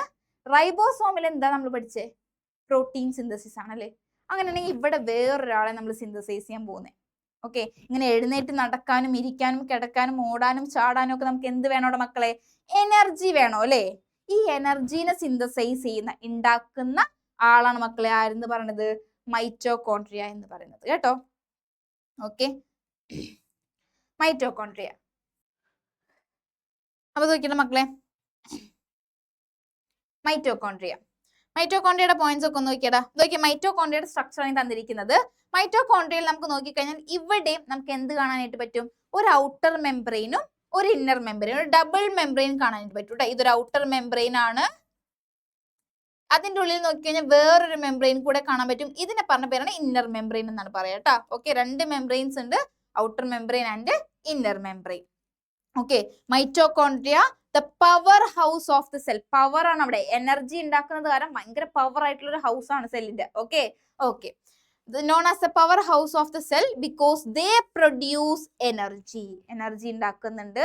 and they are surrounded by two membranes. Teacher ഇപ്പൊ തന്നെ പറഞ്ഞല്ലോ ഏതൊക്കെയാണത്, ഔട്ടർ മെംബ്രെയിൻ ഉണ്ട്, ഇന്നർ മെംബ്രെയിൻ ഉണ്ട്. ഔട്ടർ മെംബ്രെയിൻ എങ്ങനെയാ കാണാനായിട്ട്, it's very smooth and porous. Porous എന്ന് വെച്ചാൽ എന്താണ് മക്കളെ, ഈ ഫിഗറിനകത്ത് നോക്കിയേ, ഈ ഫിഗറിനകത്ത് നോക്കിയാൽ മക്കളെ ഇവിടെ കണ്ടോ കുറെ പോർസ് കാണാനായിട്ട് പറ്റുന്നുണ്ട് അല്ലെ. അതുകൊണ്ടാണ് ഇതിനെ പോറസ് എന്ന് പറയുന്നത് കേട്ടോ. പോർസ് കാണുന്നതുകൊണ്ട് പോറസ്. ഓക്കെ, ആൻഡ് സ്മൂത്ത് ആണ്.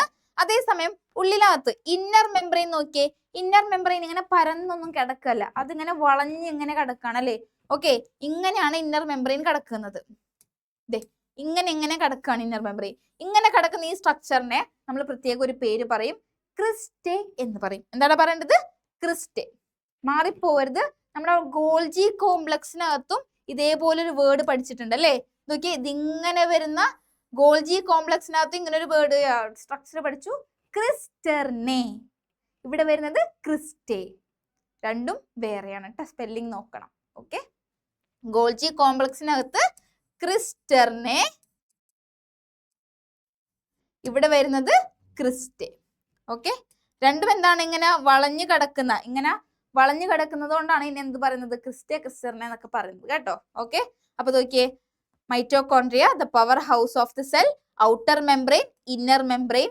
Outer membrane is very smooth and porous and the inner membrane which include fold called cristae.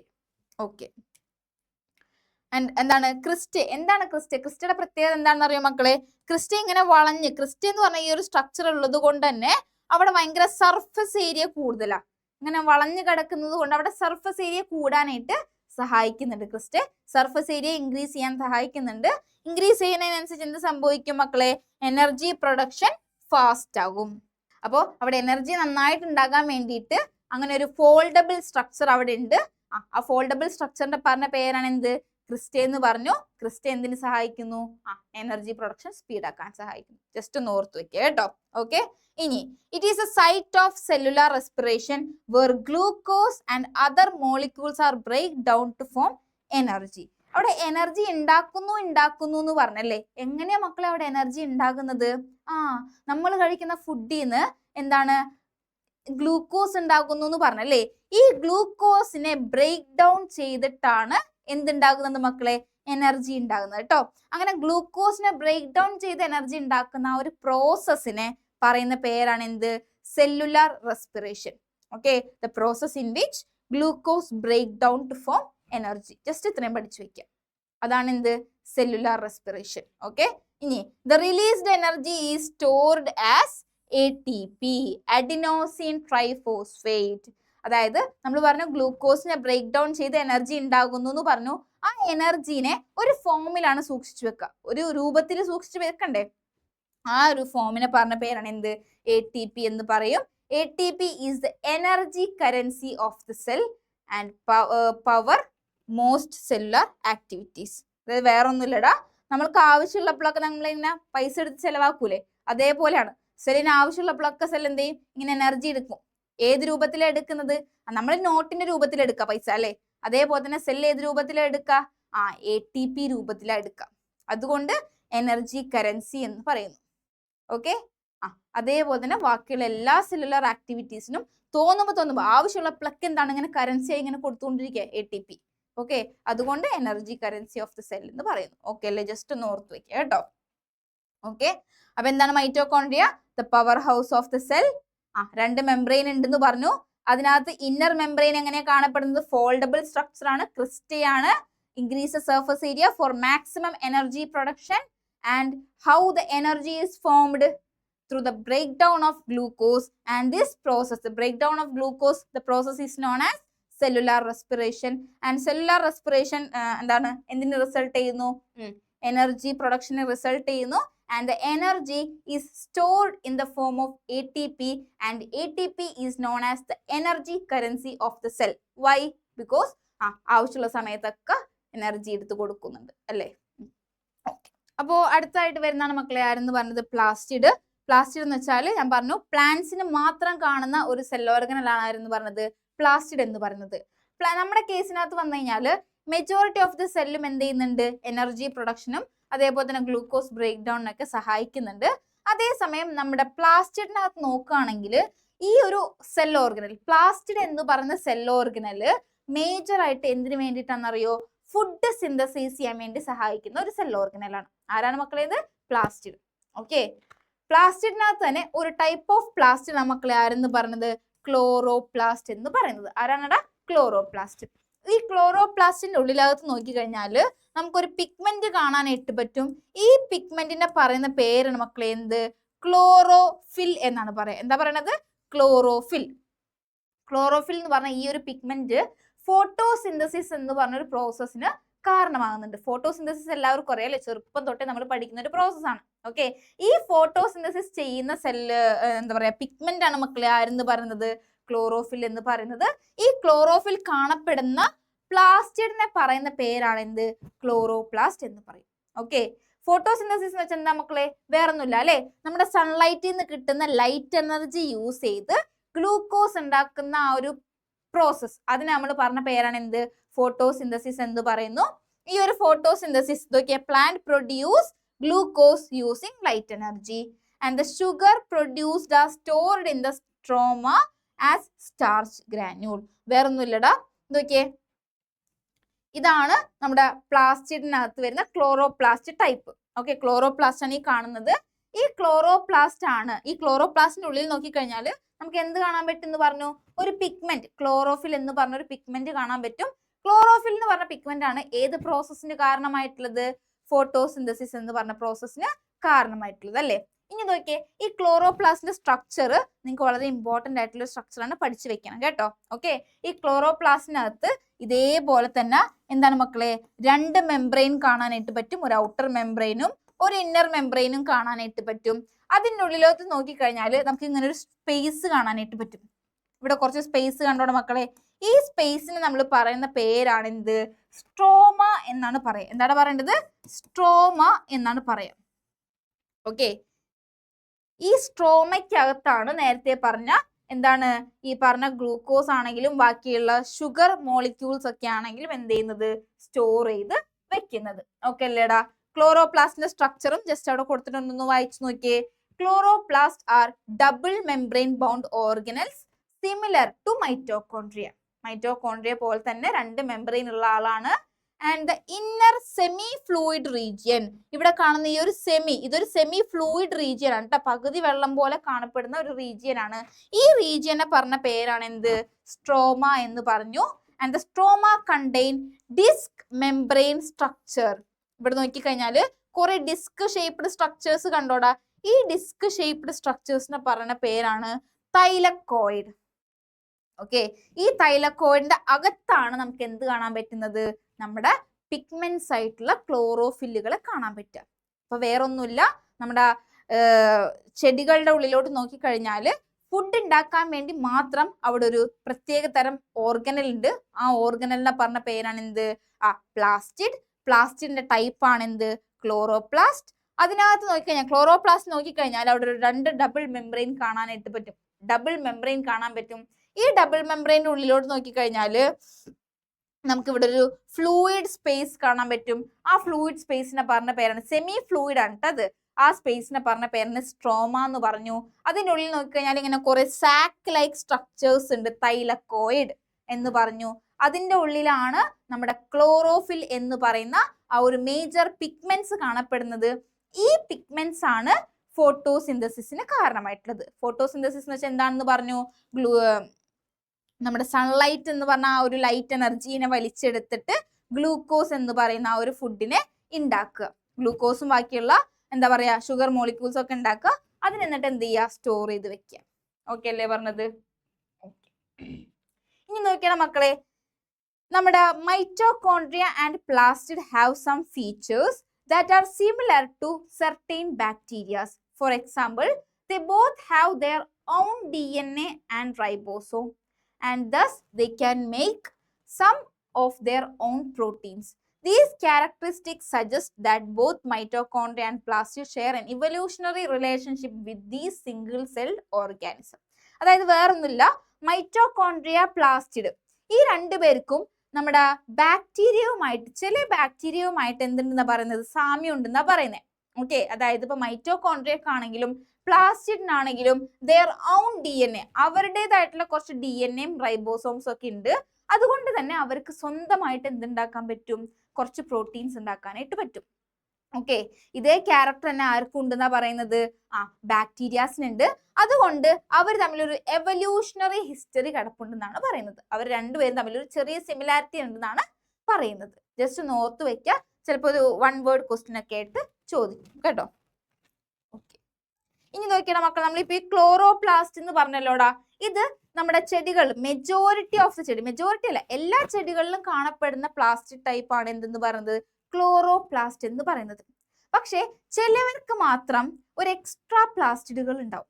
Okay, അതിനകത്ത് 2 ടൈപ്പ് പ്ലാസ്റ്റിഡ് ആണ് ഇവിടെ കൊടുത്തിരിക്കുന്നത്, ക്രോമോപ്ലാസ്റ്റും ല്യൂക്കോപ്ലാസ്റ്റും. ഓക്കെ, നമുക്ക് മൊത്തം 3 ടൈപ്പ് വരുന്നുണ്ട്, chloroplast, chromoplast and leucoplast. Chloroplast എന്ന് വെച്ചാൽ എല്ലാ ചെടികളിലും ഉണ്ടാവും, എല്ലാ ഭാഗത്തും ഉണ്ടാവും. പക്ഷെ അതേസമയം ചിലവർക്ക് മാത്രമാണ് ഒരു എക്സ്ട്രാ എന്നുള്ള നിലയ്ക്ക് ക്രോമോപ്ലാസ്റ്റും ല്യൂക്കോപ്ലാസ്റ്റും ഒക്കെ ഉണ്ടാവുക. ഓക്കെ, ക്രോമോപ്ലാസ്റ്റ്, ക്രോമോ എന്നുള്ള വാക്കിന്റെ അർത്ഥം കളർ എന്നാണ് കേട്ടോ മക്കളെ. Chromo means colour. അപ്പോ ചെടികളിൽ കളർ കൊടുക്കേണ്ടവർക്ക് മാത്രമാണ് ആര് കാണുന്നത്? ക്രോമോപ്ലാസ്റ്റിനെ കാണാം. ഓക്കെ, അതേസമയം ല്യൂക്കോപ്ലാസ്റ്റ് ആണെങ്കിലോ കളർ ഇല്ലാത്തവരാണ് അവര്. ഓക്കെ, കളർ ഇല്ലാന്ന് വെച്ച് ആവശ്യമില്ല എന്നല്ല അതിന്റെ അർത്ഥം, കളർ ഇല്ലാത്തവരാണ്. പക്ഷെ അവരെന്തിനു സഹായിക്കുന്നുണ്ടടാ? കുറച്ച് ഫുഡ് മെറ്റീരിയൽസിനെ സ്റ്റോർ ചെയ്യാനായിട്ട് അവർ സഹായിക്കുന്നുണ്ട്. മനസ്സിലായോ പറഞ്ഞത്? അപ്പൊ ക്രോമോപ്ലാസ്റ്റ് എന്ന് വെച്ചാല് give colours, bright colours to flower and fruits. ഏതൊക്കെ കളറാ കൊടുക്കുക? Yellow, orange or red pigment. ഈ പറഞ്ഞ പിഗ്മെന്റ്സ് ഒക്കെ കൊടുക്കും. ഓക്കെ, ഇനി അതേപോലെ തന്നെ help attract pollinators for pollination. അതൊക്കെ ഒന്ന് ജസ്റ്റ് നോട്ട് ചെയ്ത് വെച്ചാൽ മതി. ജസ്റ്റ് ഈ 2 പോയിന്റ് എന്ത് ചെയ്യുക, മെയിൻ ആയിട്ട് പഠിച്ചു വെക്കാം. യെല്ലോ, ഓറഞ്ച്, റെഡ് കളർ കൊടുക്കും. അതേപോലെ തന്നെ ബ്രൈറ്റ് കളേഴ്സ് ആയിട്ട് ചെടികളിൽ പൂക്കൾക്കും ഫ്രൂട്ട്സിനൊക്കെ കൊടുക്കുന്നത് ആരാ? ക്രോമോപ്ലാസ്റ്റ്. അതേസമയം ല്യൂക്കോപ്ലാസ്റ്റ് ആണെങ്കിലോ എന്താണ്? കളർലെസ് പ്ലാസ്റ്റിഡ് ആണ്. And they have lack pigments. അവർക്ക് കളർ ഇല്ല, പിഗ്മെന്റ്സും ഇല്ല. പക്ഷെ അവരെന്തിനു സഹായിക്കുന്നുണ്ട്? Store food materials such as starch, oil, proteins. Starch, oil, protein പോലുള്ള സാധനങ്ങളെ സ്റ്റോർ ചെയ്ത് വെക്കാനായിട്ട് സഹായിക്കുന്നുണ്ട്. ഓക്കെ, കുറച്ച് 2 എക്സാമ്പിൾ ടെക്സ്റ്റ് ബുക്കിലുള്ള എക്സാമ്പിൾ ആണ് തന്നിരിക്കുന്നത്. Potato and tarot. ഓക്കെ, പൊട്ടാറ്റോയും കൊളക്കാച്ചിയും ഒക്കെ. അതിനകത്തൊക്കെ നോക്കിക്കഴിഞ്ഞാൽ സ്റ്റാർച്ച് സ്റ്റോർ ചെയ്ത് വെച്ചിട്ടുണ്ടാവും. ഓക്കെ, ഇനി നോക്കിയേ, കുറച്ച് എക്സാമ്പിൾസ് ആണ് ക്രോമോപ്ലാസ്റ്റിന് റിലേറ്റ് ചെയ്തിട്ടുള്ള കുറച്ച് എക്സാമ്പിൾസ് ആണ്. ഞാൻ പറഞ്ഞു അല്ലെ, റെഡ്, ഓറഞ്ച്, യെല്ലോ കളേഴ്സ് ഒക്കെ കൊടുക്കുന്ന ആളാണ് ആര്? ക്രോമോപ്ലാസ്റ്റ് എന്ന് പറഞ്ഞു. അതിന് കുറച്ച് എക്സാമ്പിൾസ് ആണ് ഇതിൽ തന്നിരിക്കുന്നത് കേട്ടോ. അപ്പൊ ഇത്രയും ഫ്രൂട്ട്സ് ഒക്കെ കാണുമ്പോൾ ഇനി ഓർക്കുക, ഇവർക്ക് എന്തുകൊണ്ടാണ് ഇത്രയും കളർ കിട്ടിയിട്ടുള്ളത്? Because of chromoplast. ഓക്കെ, ഇനി അതേസമയം ല്യൂക്കോപ്ലാസ്റ്റ്, കളർ ഇല്ലാത്ത ല്യൂക്കോപ്ലാസ്റ്റിന്റെ കുറച്ച് എക്സാമ്പിൾസ് ആണ് തന്നിരിക്കുന്നത്. നമ്മുടെ പൊട്ടാറ്റോ, ടാരോ ഒക്കെ ഇവിടെ ഉണ്ട് കേട്ടോ. ഓക്കെ, എന്താണ്? ഫുഡ് സ്റ്റോറേജ് ആണ്. ഇവിടെ നോക്കിക്കഴിഞ്ഞാൽ നമുക്ക് സ്റ്റാർച്ച് ഒക്കെ നമുക്ക് ഇവിടെ നിന്ന് കിട്ടും, ഓയിൽസ് കിട്ടുന്നുണ്ട് അല്ലേ? നോക്കി, ഓരോന്നിന്റെയും വേർതിരിച്ച് അവിടെ എന്ത് ചെയ്തിട്ടുണ്ട്? എഴുതിയിട്ടുണ്ട്. ജസ്റ്റ് എന്ത് ചെയ്യുക, നോട്ട് ചെയ്യുക. ഇനി ഇങ്ങനത്തെ സാധനങ്ങൾ കാണുമ്പോഴും ആലോചിക്കുക, ഇതിനകത്തൊക്കെ സ്റ്റാർച്ചും സാധനങ്ങളൊക്കെ ഓയിൽ, ഫാറ്റ് ഒക്കെ സ്റ്റോർ ചെയ്ത് വെച്ചിട്ടുള്ളത് ആരാണ് മക്കളെ? ല്യൂക്കോപ്ലാസ്റ്റിനകത്താണ് കേട്ടോ. ഓക്കെ അല്ലേ? നമ്മുടെ ലാസ്റ്റ് ആയിട്ടുള്ള ആള്. ഓക്കെ, ഇത് കൂടി കഴിഞ്ഞാൽ കഴിഞ്ഞു. വാക്യൂൾ.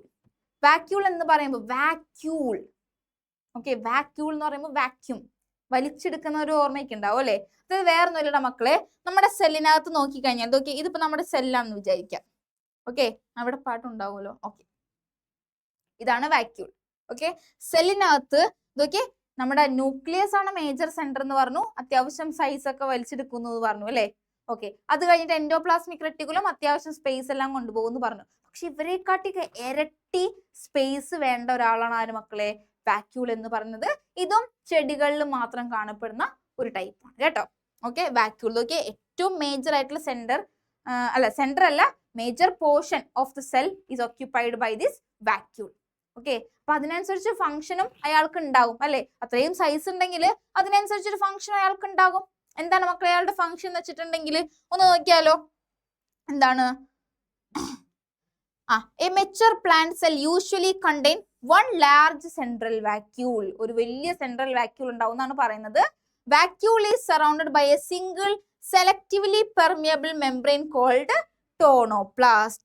അതായത് നമ്മുടെ ഈ ഒരു വാക്യൂളിനെ ചുറ്റിപ്പറ്റി ഒരു മെംബ്രെയിൻ ഉണ്ടാകും. ആ മെംബ്രെയിനെ പറയുന്ന പേരാണ് മക്കളെ എന്ത്? ടോണോപ്ലാസ്റ്റ് എന്നാണ് പറയുക. And it is filled with a watery fluid called cell sap. ഇതിനകത്ത് ഒരു വാട്ടർ മെറ്റീരിയൽ, വാട്ടർ കണ്ടന്റ് ഉള്ള കുറെ സാധനങ്ങൾ, സാപ്പ് പോലുള്ള സാധനങ്ങളൊക്കെ സ്റ്റോർ ചെയ്ത് വെക്കും. അതിനെ പറഞ്ഞ പേരാണ് എന്ത്? സെൽ സ്റ്റാപ്പ് അല്ല, സെൽ സാപ്പ് എന്നാണ് പറയുന്നത്. It store water, minerals, sugar and waste materials. ഈ പറഞ്ഞ സാധനങ്ങളെല്ലാം എന്ത് ചെയ്യുന്നുണ്ട്? വാക്യൂള് സ്റ്റോർ ചെയ്ത് വെക്കുന്നുണ്ട്. Store water, mineral, sugar and waste materials. Okay, അപ്പൊ ഈ പറഞ്ഞ സാധനങ്ങളെല്ലാം ഇങ്ങനെ സ്റ്റോർ ചെയ്ത് വെക്കുമ്പോൾ അവിടെ ഒരു ടർഗർ പ്രഷർ ഫീൽ ചെയ്യുന്നുണ്ടാകും. ആ ഒരു പ്രഷർ നമ്മുടെ ചെടികളിലുള്ള ആ സെല്ലിനെ നല്ല റിജിഡ് ആയിട്ട് നല്ല ഷേപ്പിൽ ഇരിക്കാനായിട്ട് സഹായിക്കും. ഓക്കെ, ഇനി നമ്മുടെ സെല്ലിന്റെ അകത്ത് എല്ലാ വെള്ളവും ഇങ്ങനെ വാക്യൂൾ വലിച്ചെടുത്ത് കൊണ്ടുപോകും അല്ലെ? അപ്പോ ഈ സെല്ലിനകത്ത് എപ്പോഴെങ്കിലും വെള്ളത്തിന്റെ കുറവ് ഫീൽ ആയി കഴിഞ്ഞാൽ വാക്യൂൾ എന്ത് ചെയ്യും? ആ ഒരു വാക്യൂളിന്റെ ഉള്ളിൽ നിന്ന് വെള്ളത്തിന് എന്ത് ചെയ്യും? വിട്ട് കൊടുക്കും. ഓക്കെ, അപ്പൊ വാക്യൂളിന്റെ ഉള്ളിൽ നിന്ന് വെള്ളം പോകുന്നതനുസരിച്ചിട്ട് എന്ത് ചെയ്യും? അവിടത്തെ ആ ഒരു ടർഗർ പ്രഷർ കുറയാനായിട്ട് തുടങ്ങും. അങ്ങനെ ടർഗർ പ്രഷർ കുറയണതിനനുസരിച്ചിട്ട് അവിടുത്തെ ആ ഒരു സെല്ലിന്റെ ഷേപ്പ് ഒക്കെ ഒന്ന് മാറാനായിട്ട് തുടങ്ങും. ആ ഒരു സമയത്താണ് എന്ത് ചെയ്യുന്നത്? വിൽട്ടിങ് എന്ന് പറഞ്ഞ ഒരു സംഭവം ഉണ്ടാകുന്നത്.